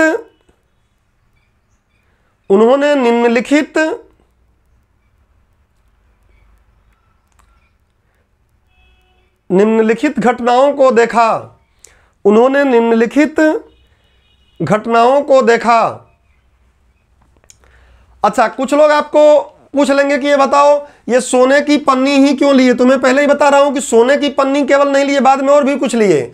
सोने की पन्नी इसलिए लिए, आगे धातु अधातु पढ़ाऊंगा मैं, स्पष्ट लिखा नहीं है लेकिन पढ़ेंगे, ठीक है ना, क्योंकि ऊपर तत्व यौगिक है तो धातु अपने आप ही आ जाएगा ना, तो पढ़ाऊंगा धातु अधातु। तो आप देखेंगे सोना सबसे ज्यादा तन्य होता है। पीछे बताया भी था कि धातुओं में तन्यता और आघात वर्धनीयता का गुण पाया जाता है। पीटते हैं तो चादर बन जाता है और खींचते हैं तो तार बन जाता है। तो सोना सबसे ज्यादा तन्य होता है, चांदी भी बहुत ज्यादा तन्य होती है, तो इसलिए इसको ले लिए। बाकी इसके अलावा और भी बहुत से चीजों को लेकर इन्होंने अपने एक्सपेरिमेंट को बढ़ाया, जो किताबें आपको डायरेक्टली नहीं बताई हैं। तो सोना अक्सर लोग पूछ लेते हैं सोना क्यों लिए। सोना इसलिए नहीं कि महंगा होता है, कई बार तो दिमाग ये लगा लेते हैं सोना लिया होगा क्योंकि महंगा होता है ना, थोड़ा सा लेगा। पन्नी लिया है ना, पतली सी पतली पन्नी लिया है मतलब महंगा था इसलिए इसको लिया, ऐसा नहीं है। लिखो तन्य होती है ज्यादा। निम्नलिखित घटनाओं को देखा। पहला, अधिकांश अल्फा कण पन्नी के आर पार निकल गए। देखो आर पार निकल गए, पहला पॉइंट लिखो, अधिकांश अल्फा कण पन्नी के आर पार निकल गए। पन्नी के आर पार निकल गए, कभी आर कभी पार कर गए। ये दूसरा बिंदु। अब इसका मतलब क्या है वो हम देखेंगे, पहले तो देखे क्या वो लिख लेना, एग्जाम में आएगा तो बताना पड़ेगा। तीसरा बिंदु, दूसरा लिखिए, कुछ अल्फा कण अपने मार्ग से विचलित हो गए। कुछ अल्फा कण अपने मार्ग से विचलित हो गए। कुछ अल्फा कण अपने मार्ग से जा रहे थे सीधे सीधे और विचलित हो गए। थोड़ा पीछे का कंसेप्ट याद करो, पिछली क्लास जो पढ़ाया हुआ हूं कि यहां पे क्या है, ये धनावेश है ना, नाभिक धनावेशित होता है और ये विचलित हो रही है, मतलब क्या पक्का है कहीं ना कहीं ये भी अल्फा कण धनावेशित है और ये धनावेश है, इसीलिए क्या हो गया, प्रतिकर्षित हो गई। पढ़े थे ना पीछे, लग जा गले फिर हंसी रात हो या ना हो, तो इसको फर्क ही नहीं पड़ता। माइनस होता तो गले लग जाता, प्लस है तो भाग गया, नहीं लगा गले। करेंगे निष्कर्ष। लिखो कुछ अल्फा कण अपने मार्ग से विचलित हो गए। और तीसरा लिखो, सब देख रहे हो इसमें, तीसरा लिखो, बहुत कम मात्रा में कण, बहुत कम मात्रा में, 20,000 में से 1-2, बहुत कम मात्रा में अल्फा कण, बहुत कम मात्रा में अल्फा कण जिस रास्ते से गए थे उसी रास्ते पर वापस लौट आए। जिस रास्ते से गए थे उसी रास्ते पर वापस लौट आए। जिस रास्ते पर गए थे उसी रास्ते पर वापस लौट आए। ये 3 बातें देखे तो लोगों ने बोला कि इसको देखने से क्या फायदा, क्यों दिखा रहे हो हमको ऐसा, सुबह सुबह का टाइम है और ये क्यों दिखा रहे हो। और चमक भी पैदा कर रहे थे, प्रतिदीप्त पदार्थ है ना, सोच रहे हो कि प्रतिदीप्त पदार्थ का मतलब क्या है, तो वही इनको ऐसे थोड़ी नहीं समझ में आएगा। ये दिख रहे थे कि यहाँ आर पार कर गए हैं, यहाँ चमक पैदा कर रहे हैं, यहाँ चमक रहे हैं जेडएनएस पर, तो हमें समझ में आ रहा है कि हाँ किरण जा रही हैं, किरण तो पन्नी को पार करके निकल गई हैं। ठीक है, तो अब इसको मिटा रहा हूं। अब लिखो निष्कर्ष। प्रयोग में इन्होंने देखा तो इनसे पूछा गया कि भैया ये तुम क्यों हमें दिखा रहे हो सुबह सुबह। इनसे पूछा गया कि किस गलती की सजा दे रहे हो आप हमें, सुबह सुबह फिल्म दिखा देते कोई, किस गलती की सजा हमें मिल रही है कि आप हमें ये सब दिखा रहे हो। तो उसने बोला शांत रहो, बता रहा हूं। तो निष्कर्ष दिया, बताया कि देखो इसका मतलब मैं क्या बता रहा हूं, कितनी तूफानी चीज लेकर आया हूं। क्या तूफानी चीज लेकर आए, निष्कर्ष में पॉइंट वाइज लिखिए। पहला, आप भी समझ सकते हो कि आपके भेजे पर अगर कोई किरण डाला जाए और वो सीधे सीधे पार कर जा रही है तो समझ जाओ कि दिमाग में कुछ है नहीं, सब खोखला हो गया है। खोखला है तभी तो निकल गया ना। ये मेरा पानी का बोतल है, इसमें एक चाकू मार देता हूं और चाकू आर पार इधर हो गया, मतलब कहीं ना कहीं ये खोखला है। ठीक है, तो पहला बिंदु लिखिए, परमाणु का अधिकांश भाग खोखला होता है। निष्कर्ष का पहला बिंदु बताए वो कि परमाणु का अधिकांश भाग क्या होता है। मैं पूरा नहीं लिख रहा हूं, परमाणु का अधिकांश भाग खोखला होता है। आगे देखेंगे इसका महत्व होगा कितना, इलेक्ट्रॉन इसी में घूमेंगे। परमाणु का अधिकांश भाग खोखला होता है। दूसरा बात क्या बताए, परमाणु के बीचों बीच में ये कांड जो हो रहा था ना, 2-4 अल्फा कणें जो टकरा के वापस लौट रही थी, ये एकदम बीचों बीच, पन्नी के बीचों बीच से लगभग हो रहा था। तो उन्होंने बोला कि परमाणु के बीच में धनावेश एवं भारी नाभिक होता है। परमाणु के बीच में धनावेश एवं भारी नाभिक होता है। ध्यान रखिएगा, पूछ लेगा नाभिक की खोज किसने किया? रदरफोर्ड ने। नाभिक का खोज अर्नेस्ट रदरफोर्ड ने किया है। प्रीलिम्स के लिए फैक्ट, परमाणु के बीच में धनावेश एवं भारी नाभिक होता है। अगला बताया इसने कि नाभिक का आकार परमाणु का नहीं। थॉमसन साहब तो बहुत ऊपर ऊपर खेल रहे थे। थॉमसन साहब, जो थॉमसन मत बोलो, थॉमसन साहब केवल क्या कर रहे थे? ऊपर ऊपर खेल रहे थे, बल्ला बस घुमाए जा रहे थे। बॉल लगेगी कि नहीं लगेगी ये पता नहीं था उनको। लेकिन यहाँ पर रदरफोर्ड साहब जो है थोड़ा सा टिक कर खेल रहे थे, थोड़ा तकनीक इनके पास था। तो इन्होंने क्या बताया? उन्होंने बताया कि परमाणु का आकार कितना है, तो डेफिनेटली छोटा होगा, सॉरी परमाणु का आकार थोड़ा बड़ा होगा। ये नाभिक के आकार को ही बता दिया भाई। इसने बोला कि क्रिकेट, वो क्या कर रहे थे थॉमसन साहब? क्रिकेट की पिच को नाप रहे थे, क्रिकेट के ग्राउंड को माप रहे थे, परमाणु को। इसने बोला कि मैं उस बॉल को माप देता हूं जिससे खेलते हो, तो बॉल की माप दे दिए वो नाभिक को। और वही इनमें संबंध भी है कि ग्राउंड अगर है परमाणु तो बॉल है क्रिकेट का या फुटबॉल का कौन? नाभिक। तो बोला कि नाभिक का आकार 10⁻⁻15 मीटर के कोटि का होता है। लिख लो, नाभिक का आकार, निष्कर्ष दिए वो, नाभिक का आकार 10⁻15 मीटर की कोटि का होता है। सेंटीमीटर खुद बदल सकते हो। 10⁻15 मीटर की कोटि का होता है। और मीटर की कोटि का यहाँ पे हम बोल रहे हैं तो आप 10⁻15 का हमने नाम भी लिखा है कि क्या होता है फिजिक्स में, क्या बोलते हैं? फेम्टो बोलते हैं ना, फर्मी बोलते हैं। चलो अगला बिंदु एक और लिख लो। इतनी बात तो उन्होंने बता दिया और उन्होंने ये बताया, हाँ फेम्टो, उन्होंने ये बताया कि सारा द्रव्यमान लगभग कहाँ होता है? नाभिक में ही होता है। तो खैर वो परमाणु मॉडल में देख लेंगे, प्रकीर्णन में इतना समझो। एक बात और लिख लो जो आपको किताबों में नहीं मिलेगा। मैं अभी समझाया ना कि ये पन्नी अलग अलग रखे, वो एक ही पन्नी से बात नहीं बनी, पन्नी अलग अलग रखे। तो लिखिए, भिन्न भिन्न धातुओं में भिन्न भिन्न धनावेश होता है। भिन्न भिन्न धातुओं में भिन्न भिन्न धनावेश होता है। किसी में प्रोटॉन कम, किसी में प्रोटॉन ज्यादा। भिन्न भिन्न धातुओं में भिन्न भिन्न धनावेश होता है।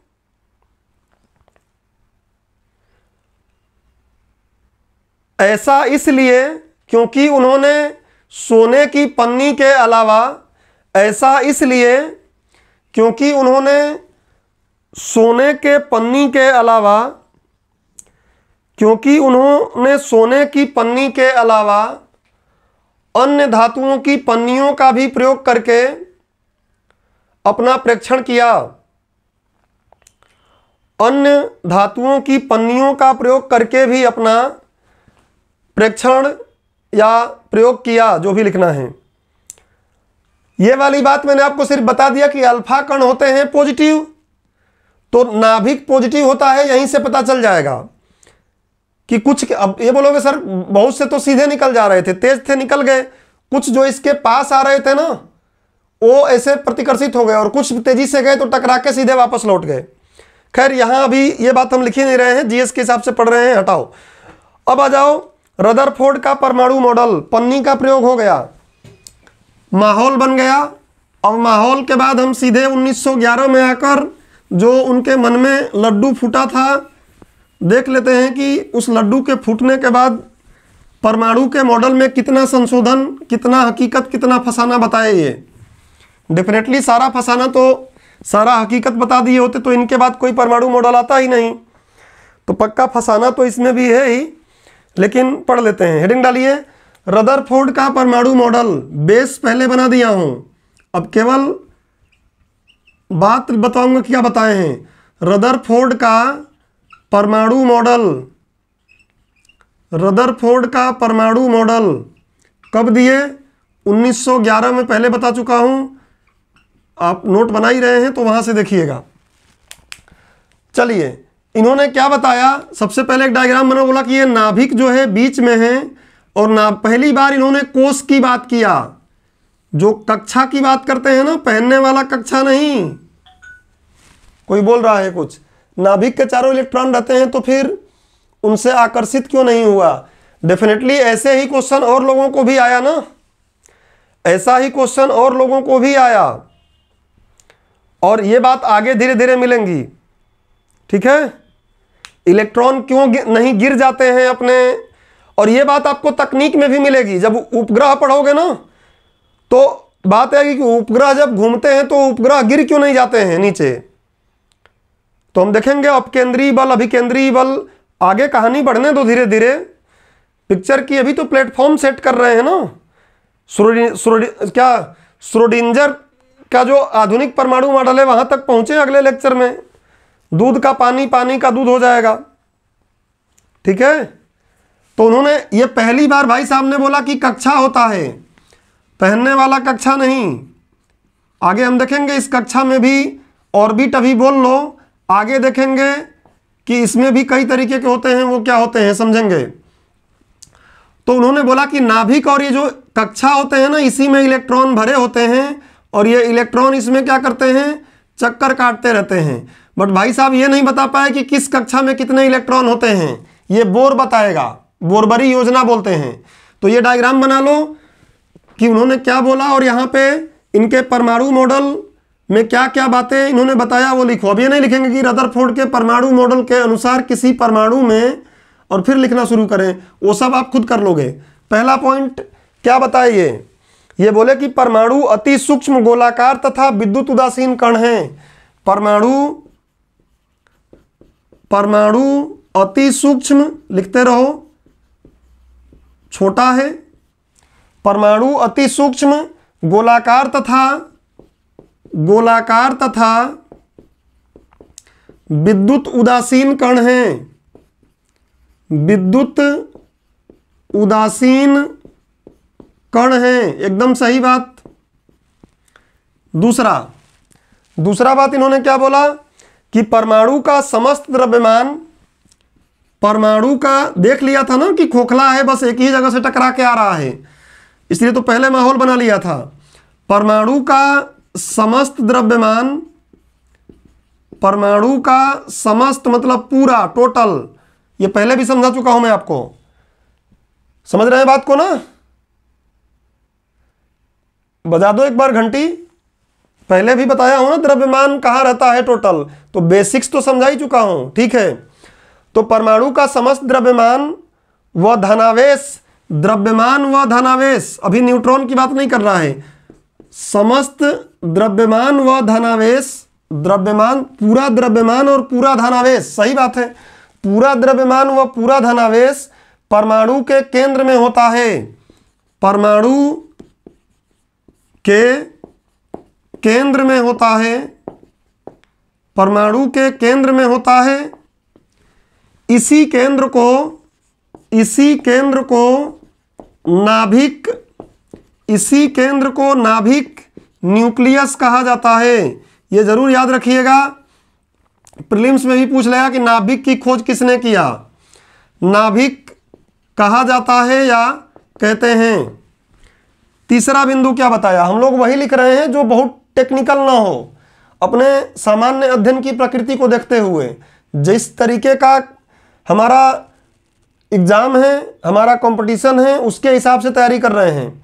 अगला बात क्या बताया उसने कि नाभिक की त्रिज्या 10⁻12 सेंटीमीटर की कोटि की होती है। आप बोलोगे सर ऊपर तो 15 बता रहे थे। अरे भाई तो संशोधन किया ना, वो तो वहां पे चीजें कर लिया था, अब उसका एग्जैक्ट बात बताया। तो बोला उसने क्या, नाभिक की त्रिज्या, नहीं सही है वही बात है, थोड़ा सा नाभिक की त्रिज्या, आकार भी बताना जरूरी था ना, साइज।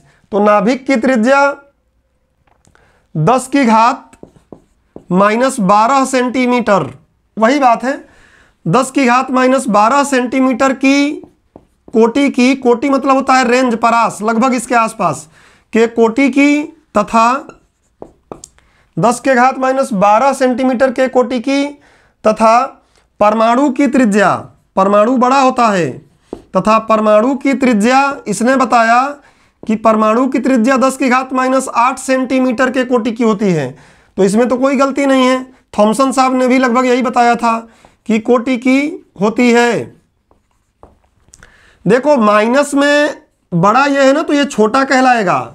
कुछ लोग सोच रहे होंगे गलत पढ़ा रहे हैं, 10⁻−12 है ना तो ये छोटा है, 10⁻−8 है तो ये बड़ा है, 10⁻4 कहीं लिखोगे और बड़ा हो जाएगा इनसे, ये ध्यान रख लेना। नहीं तो कुछ लोग यहीं पर क्वेश्चन मार्क लगा देंगे मुझ पर कि गलत पढ़ा रहा है। अगला, नाभिक के चारों तरफ, असली बात बताया उसने कि नाभिक के चारों तरफ जो खोखला जगह देखा था उसमें बताया कि नाभिक के चारों तरफ, नाभिक के चारों तरफ, व्याख्याएं इसकी धीरे धीरे आगे मिलेंगी, टेंशन मत लो।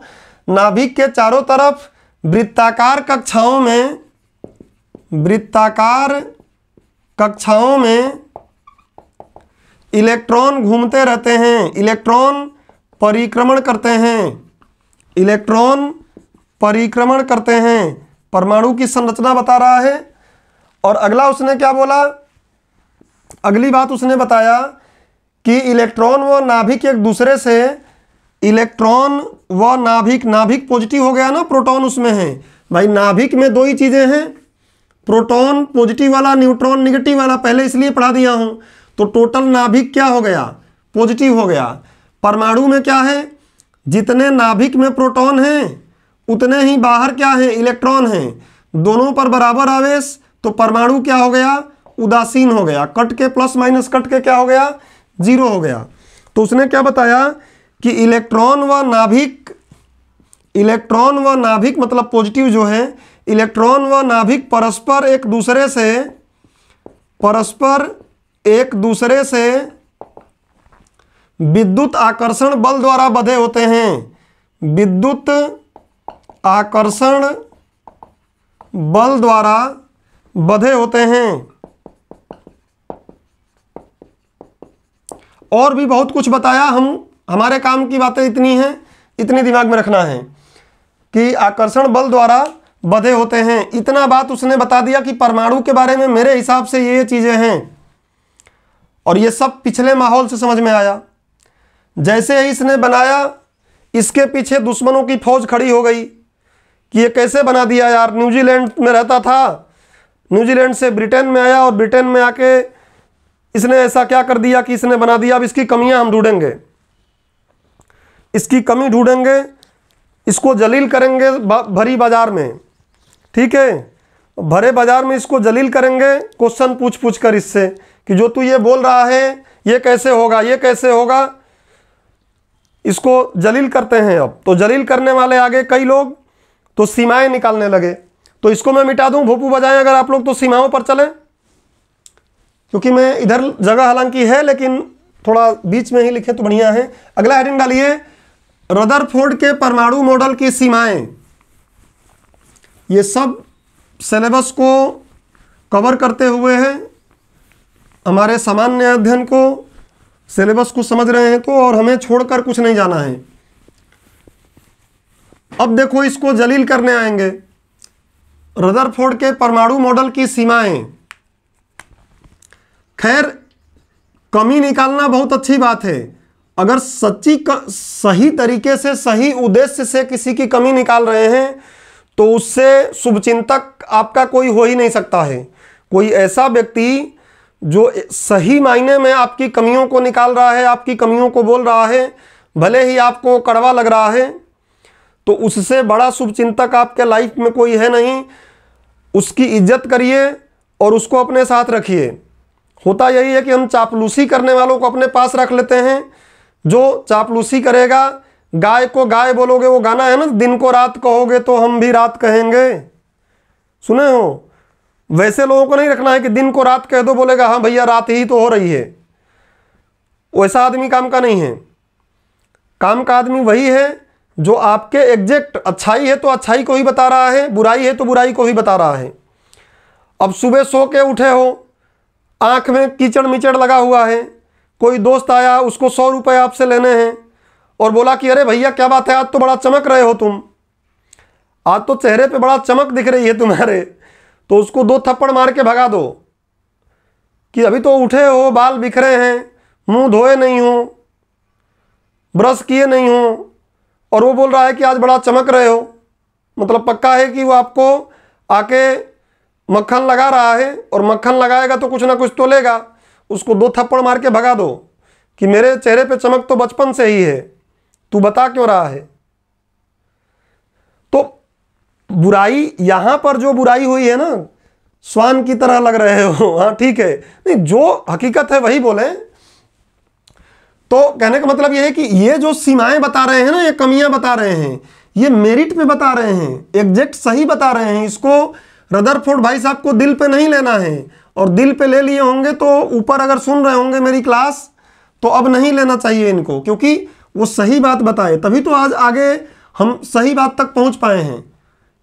सही मायने में सकारात्मक कमियों को निकालना, जो रियल कमियां आप में हैं उसको निकालना, उसको बताना आपके लिए बहुत जरूरी बात है। और इसलिए मैं बार बार आपको बोलता हूं कि 2020 नहीं खेलना है। तो कुछ लोग मुझसे नाराज हो जाते हैं कि हम तो 2020 ही खेलेंगे। तो खेलो, कुछ दिनों बाद समझ में आएगा। जिसको अभी समझ में आ जाएगा उसको बाद में समझ में नहीं आएगा, तकलीफ बाद में नहीं होगी। फिर बाद में वो पेपर दे के आओगे, गाना गाओगे, ऐ काश कहीं ऐसा होता, 2 दिल होते सीने में, एक टूट भी जाता एग्जाम में तो दर्द ना होते जीने में। ठीक है, तो ऐसे गाना बाद में गाएं, उससे क्या मतलब है? बाद में दोनों रहे ना। अगर काश कभी 2 दिल हो जाए तो दोनों साथ में ही रहे, कितना बढ़िया रहेगा। एक तोड़ना क्यों है? तोड़ने से बचाओ, टूटे नहीं। वैसे कल के एग्जाम में, कल आप लोगों की क्लास में क्वेश्चन पूछा था ना कि हमारे शरीर में एक और चीज है जिसको दिल कहा जाता है, दूसरा दिल। हमारे शरीर में एक और कौन सा अंग है? हिंट बताया था कि लसिका परिसंचरण में काम करता है, उसको मानव शरीर का दूसरा हृदय कहा जाता है। प्रीलिम्स में कभी पूछ लेगा, बायो में मैंने आपको ये पढ़ाया है। टॉपिक पे आइए, रदरफोर्ड के परमाणु मॉडल की सीमाएं। जिनको नहीं पता है गूगल जरूर कर लेना एक बार, और नहीं आइडिया होगा तो बताना, फिर अगले लेक्चर में बता दूंगा। थोड़ा दिमाग को अपने भी चलाओ, सब बता दूं मैं ही तो क्या मतलब। चलिए सीमाएं लिखिए। सीमाओं में सबसे पहली बात, यहां पर एक बाउंसर आएगा। सीमाओं में आपको यहां पे एक बाउंसर आएगा। तो बाउंसर आए और खेलने ना आए तो क्या करना चाहिए? बाउंसर आए और खेल नहीं पा रहे हैं तो डक कर नीचे सिर को झुका लेना चाहिए, निकल जाने देना चाहिए। लेकिन मैं उसको समझाऊंगा। एक बाउंसर आया है, उसको अगले लेक्चर में समझाऊंगा। अभी जो ये विकास भाई क्वेश्चन पूछ रहे थे वैसा ही एक बात है, लेकिन सबसे पहले बात जो अभी मैंने आपको समझाया, बाउंसर को अभी एक काम करो, शुरू में पहला बॉल बाउंसर नहीं फेंकता हूं, पहला बाउंसर फेंकूंगा, डर जाओगे, बच्चे हो तुम लोग। पहले लिखो कि किस कक्षा में कितने इलेक्ट्रॉन होंगे, किस कक्षा में कितने इलेक्ट्रॉन वितरित होते हैं,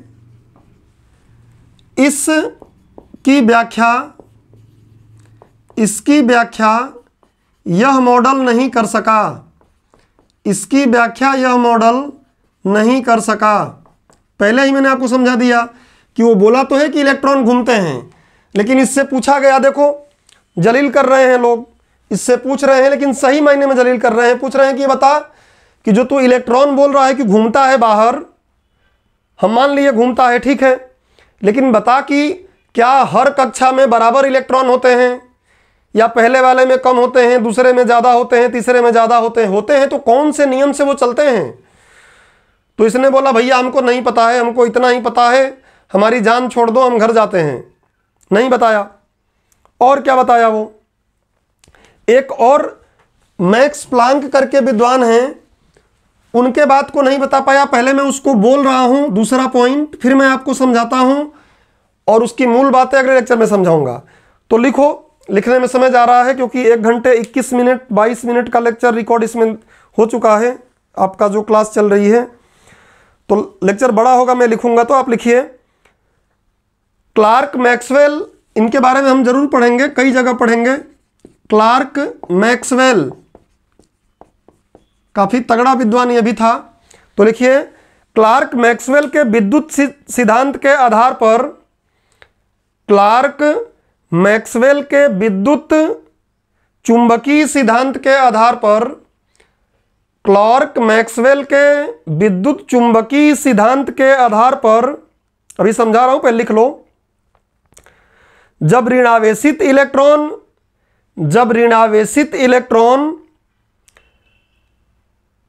धनावेशित नाभिक के चारों ओर, धनावेशित नाभिक के चारों ओर, फिर से बोल रहा हूं, धीरे लिखते हो आप लोग।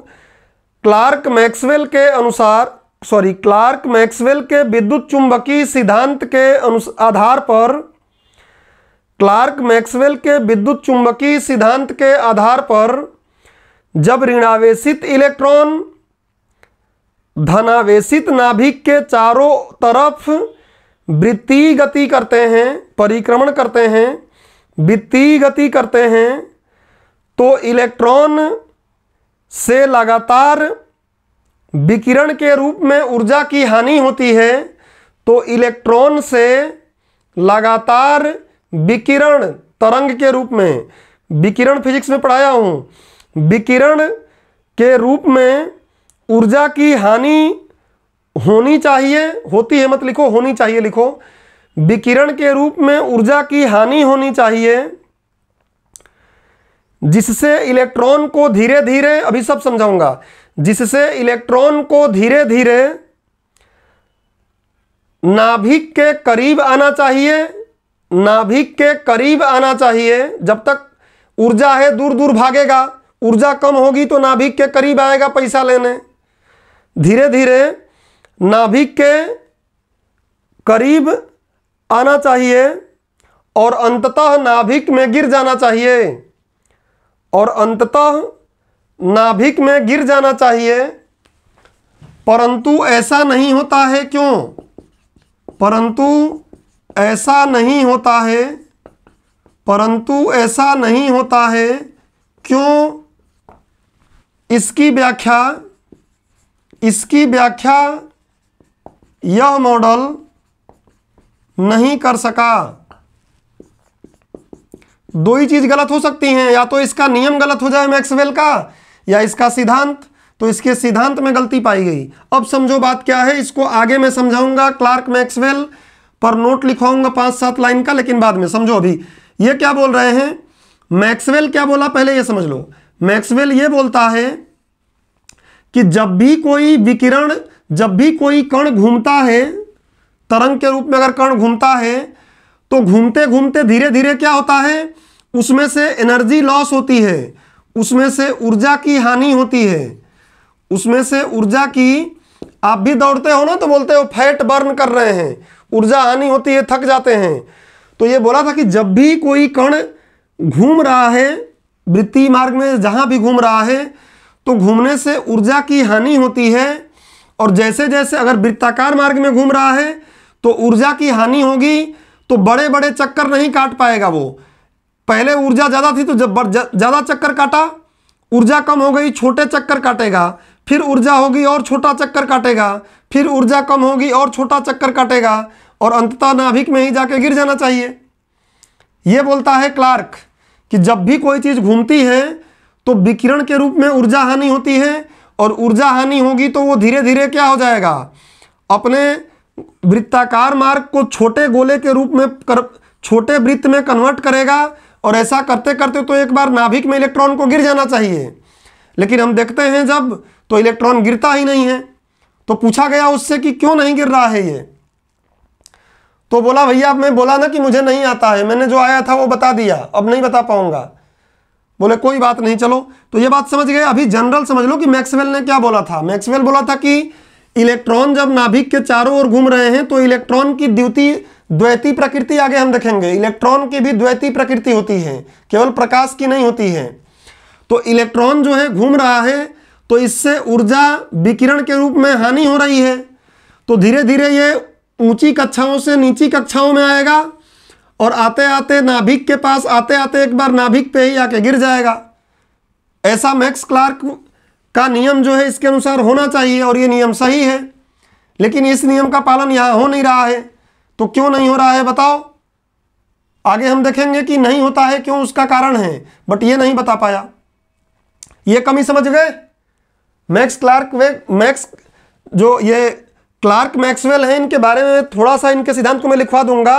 अभी जीएस के लेवल पे ये बात समझ गए आप। अगला सीमा लिखो, तीसरी सीमा लिखो,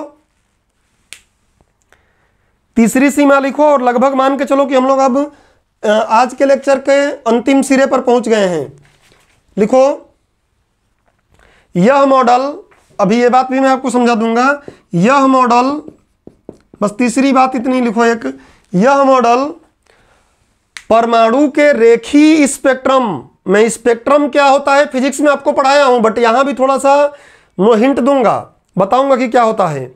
यह मॉडल परमाणु के रेखीय स्पेक्ट्रम की व्याख्या नहीं कर सका। यह मॉडल परमाणु के, या हाइड्रोजन भी बोल सकते हो, परमाणु के क्या रेखीय स्पेक्ट्रम की व्याख्या नहीं कर पाया। रेखीय स्पेक्ट्रम की व्याख्या नहीं कर पाया। और इसका महत्व क्या है तो आप अपने आप लिख सकते हो। ये सीमाएं तो इतनी दिमाग में रखो, ये मैं समझा रहा हूं अभी, और फिर क्लास खत्म करेंगे। महत्व तो समझ ही सकते हो कि इसने और बहुत कुछ बातें बता दिया, कक्षा के बारे में बता दिया, खोखला होता है, इलेक्ट्रॉन बाहर होता है। इसने थॉमसन का जो एक छोटा सा प्रयोग था, छोटा सा मॉडल था, उसमें 4 चांद लगा दिया। बाद में बोहर आके उसमें 10 चांद लगा देगा। फिर सेमरफील्ड आके या सोमरफेल्ड आके उसमें 100 चांद लगा देगा। और फिर लास्ट में आके श्रोडिंगर उसमें चांद ही चांद लगा देगा। तो फिर चांद ही चांद हो दिखेगा बस, और कुछ दिखेगा नहीं। समझो बात को, थोड़ा सा स्पेक्ट्रम समझ लो क्या है। तो स्पेक्ट्रम का मतलब क्या होता है कि सूर्य का स्पेक्ट्रम देख लो। सूर्य की जो किरणें हैं ना, छोटी क्लास में पढ़े होंगे कि अगर हम प्रिज्म से देखते हैं तो विबग्योर दिखाई देता है, विबग्योर। तो इन तरंगों को अगर हम, पीछे थोड़ा सा हिंट दिया था मैं तरंग दैर्ध्य और आवृत्ति, तरंग दैर्ध्य और आवृत्ति के बारे में। तो अगर इनको हम तरंग दैर्ध्य के घटते या बढ़ते क्रम में लगा दो, या तो घटते या तो बढ़ते, आपकी मर्जी। पता होना चाहिए किसका तरंग दैर्ध्य ज्यादा, किसका तरंग दैर्ध्य कम, ये जमा हुआ है। रेड का तरंग दैर्ध्य सबसे ज्यादा, उससे कम, उससे कम, उससे कम, उससे कम, उससे कम, उससे कम, सबसे कम। तरंग दैर्ध्य नीचे से ऊपर जाते हैं तो घटता है। और आवृत्ति सबसे ज्यादा इसकी, उससे ज्यादा इसकी, उससे ज्यादा इसकी, उससे ज्यादा इसकी, उससे ज्यादा इसकी, उसके ज्यादा इसकी। तो कुल मिला के जब विकिरण को, अब ये तो दिखने वाली दृश्य स्पेक्ट्रम हमें दिख जाते हैं, जो नहीं दिखते हैं यूनिट 9 प्रीलिम्स में आप पढ़ते ही हैं। विकिरण के लिए बिना उसके स्पेक्ट्रम के आप सूचना संचार प्रौद्योगिकी पढ़ ही नहीं पाएंगे। तो जब विकिरण को उनके तरंग दैर्ध्य के बढ़ते या घटते क्रम में जमा दिया जाता है तो उस पूरे समूह को हम बोलते हैं स्पेक्ट्रम। स्पेक्ट्रम कई प्रकार के होते हैं, आगे अगली क्लास में थोड़ी बात कर लेंगे। एक होता है सतत स्पेक्ट्रम। सतत मतलब क्या कि ये सारे रंग जो मिल रहे हैं ना, बीच में गैप कहीं ना दिखे। बैगनी, बैगनी के तुरंत बाद शुरू हो जाए इंडिगो, तुरंत बाद शुरू हो जाए ब्लू, मतलब बीच में गैप ना रहे, एकदम ऐसे मिले हुए रहे। देखो कहीं समझे, एकदम सारे मिले हुए रहे, एकदम सतत है, जरा सा भी अलगाव नहीं है।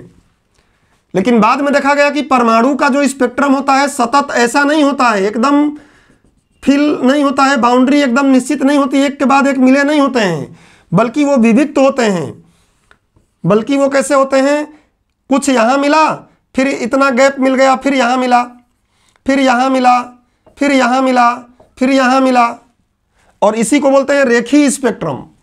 ये सतत स्पेक्ट्रम है, ये क्या है, रेखीय स्पेक्ट्रम। तो हाइड्रोजन परमाणु के या परमाणु के सतत स्पेक्ट्रम क्यों होते हैं, इससे पूछा गया तो बोला कि भाई मुझे नहीं पता है। अब क्या मेरी जान लेके रहोगे तुम लोग? बोल तो दिया हूं कि कुछ नहीं आता है मुझे, जितना आता था उतना बता दिया हूं। तो फिर बोहर ने बोला चल ठीक है, तुझको बकस दिया, अब तुझसे नहीं पूछूंगा मैं। ध्यान रखिएगा, और भी बहुत से उसके मॉडल में बातें थीं और बहुत सी सीमाएं भी उसकी हैं। हमें उतने लेवल पे नहीं पहुंचना है, 9th क्लास के इर्द गिर्द रहना है और थोड़ा सा बेसिक बातें 11th से भी उठा लेनी है। तो इस प्रकार हमने आज बाकी मैक्सवेल के बारे में आगे थोड़ी सी और बात करेंगे, क्योंकि ये अभी छूटेंगे नहीं, आगे आते रहेंगे और भी कुछ लोग आते रहेंगे। ये आपको हाइड्रोजन का स्पेक्ट्रम पीछे आया है, वो भी आगे मिल जाएगा, तो आप टेंशन ना लें, अगली क्लास में मिलेगा। आज की क्लास जितना मैंने बताया उतना सबको समझ में आया तो भोंपू बजाइए। कुछ पूछना है अगर अभी तक की बातों में, कई बातें आपके दिमाग में भी होंगी क्वेश्चन, उन क्वेश्चनों का जवाब आधुनिक जब पहुंचेंगे तो वहां मिल जाएगा सबका। वहां दूध का दूध नहीं, दूध का पानी और पानी का दूध होगा, ठीक है ना, जो भी बोले दूध का दूध। हाँ, अभी की बातों में सबको क्लियर है? अभी सारी बातें जो मैंने बताया ये क्लियर हो गया। तो हमने इसमें फैक्ट और कंसेप्ट दोनों को शामिल किया है, चाहे प्रीलिम्स हो, चाहे मेंस हो, चाहे इंटरव्यू हो, एग्जाम चाहे कोई भी हो, उसके सिलेबस में अगर ये है तो आपको काम करेगा, ठीक है, सामान्य अध्ययन के स्तर पर। तो आज की कहानी हम लोग यहीं ख़त्म करते हैं। अगला एपिसोड या अगली कहानी कल फिर शुरू करेंगे बोहर के मॉडल से। तो आज की क्लास ख़त्म किया जाए, आज की क्लास ख़त्म किया जाए, ठीक है। तो आज की क्लास यहीं ख़त्म करते हैं। पढ़ाई दमदार तरीके से जारी रखिए, एग्ज़ाम क्रैक करके दिखाना है। मैं आपको दिशा बताता जा रहा हूँ, उस दिशा में आपको चलना है, खुद ही मेहनत करना है। जहाँ आपको कहीं समस्या लगती है उसके लिए मैं उपलब्ध हूँ। चलिए ठीक है, तो आज के लिए सबको जपनाम। आपका दिन मंगलमय हो। आज मंगल ही है क्या? चलो आज किस्मत से मंगल ही शायद है, अगर मैं गलत नहीं हूँ। तो आपका दिन मंगलमय हो, ठीक है। अच्छा बुध है, कोई बुध बोल रहा है, आपका दिन बुधमय हो। मिलते हैं हम लोग कल की क्लास में। Okay, thank you.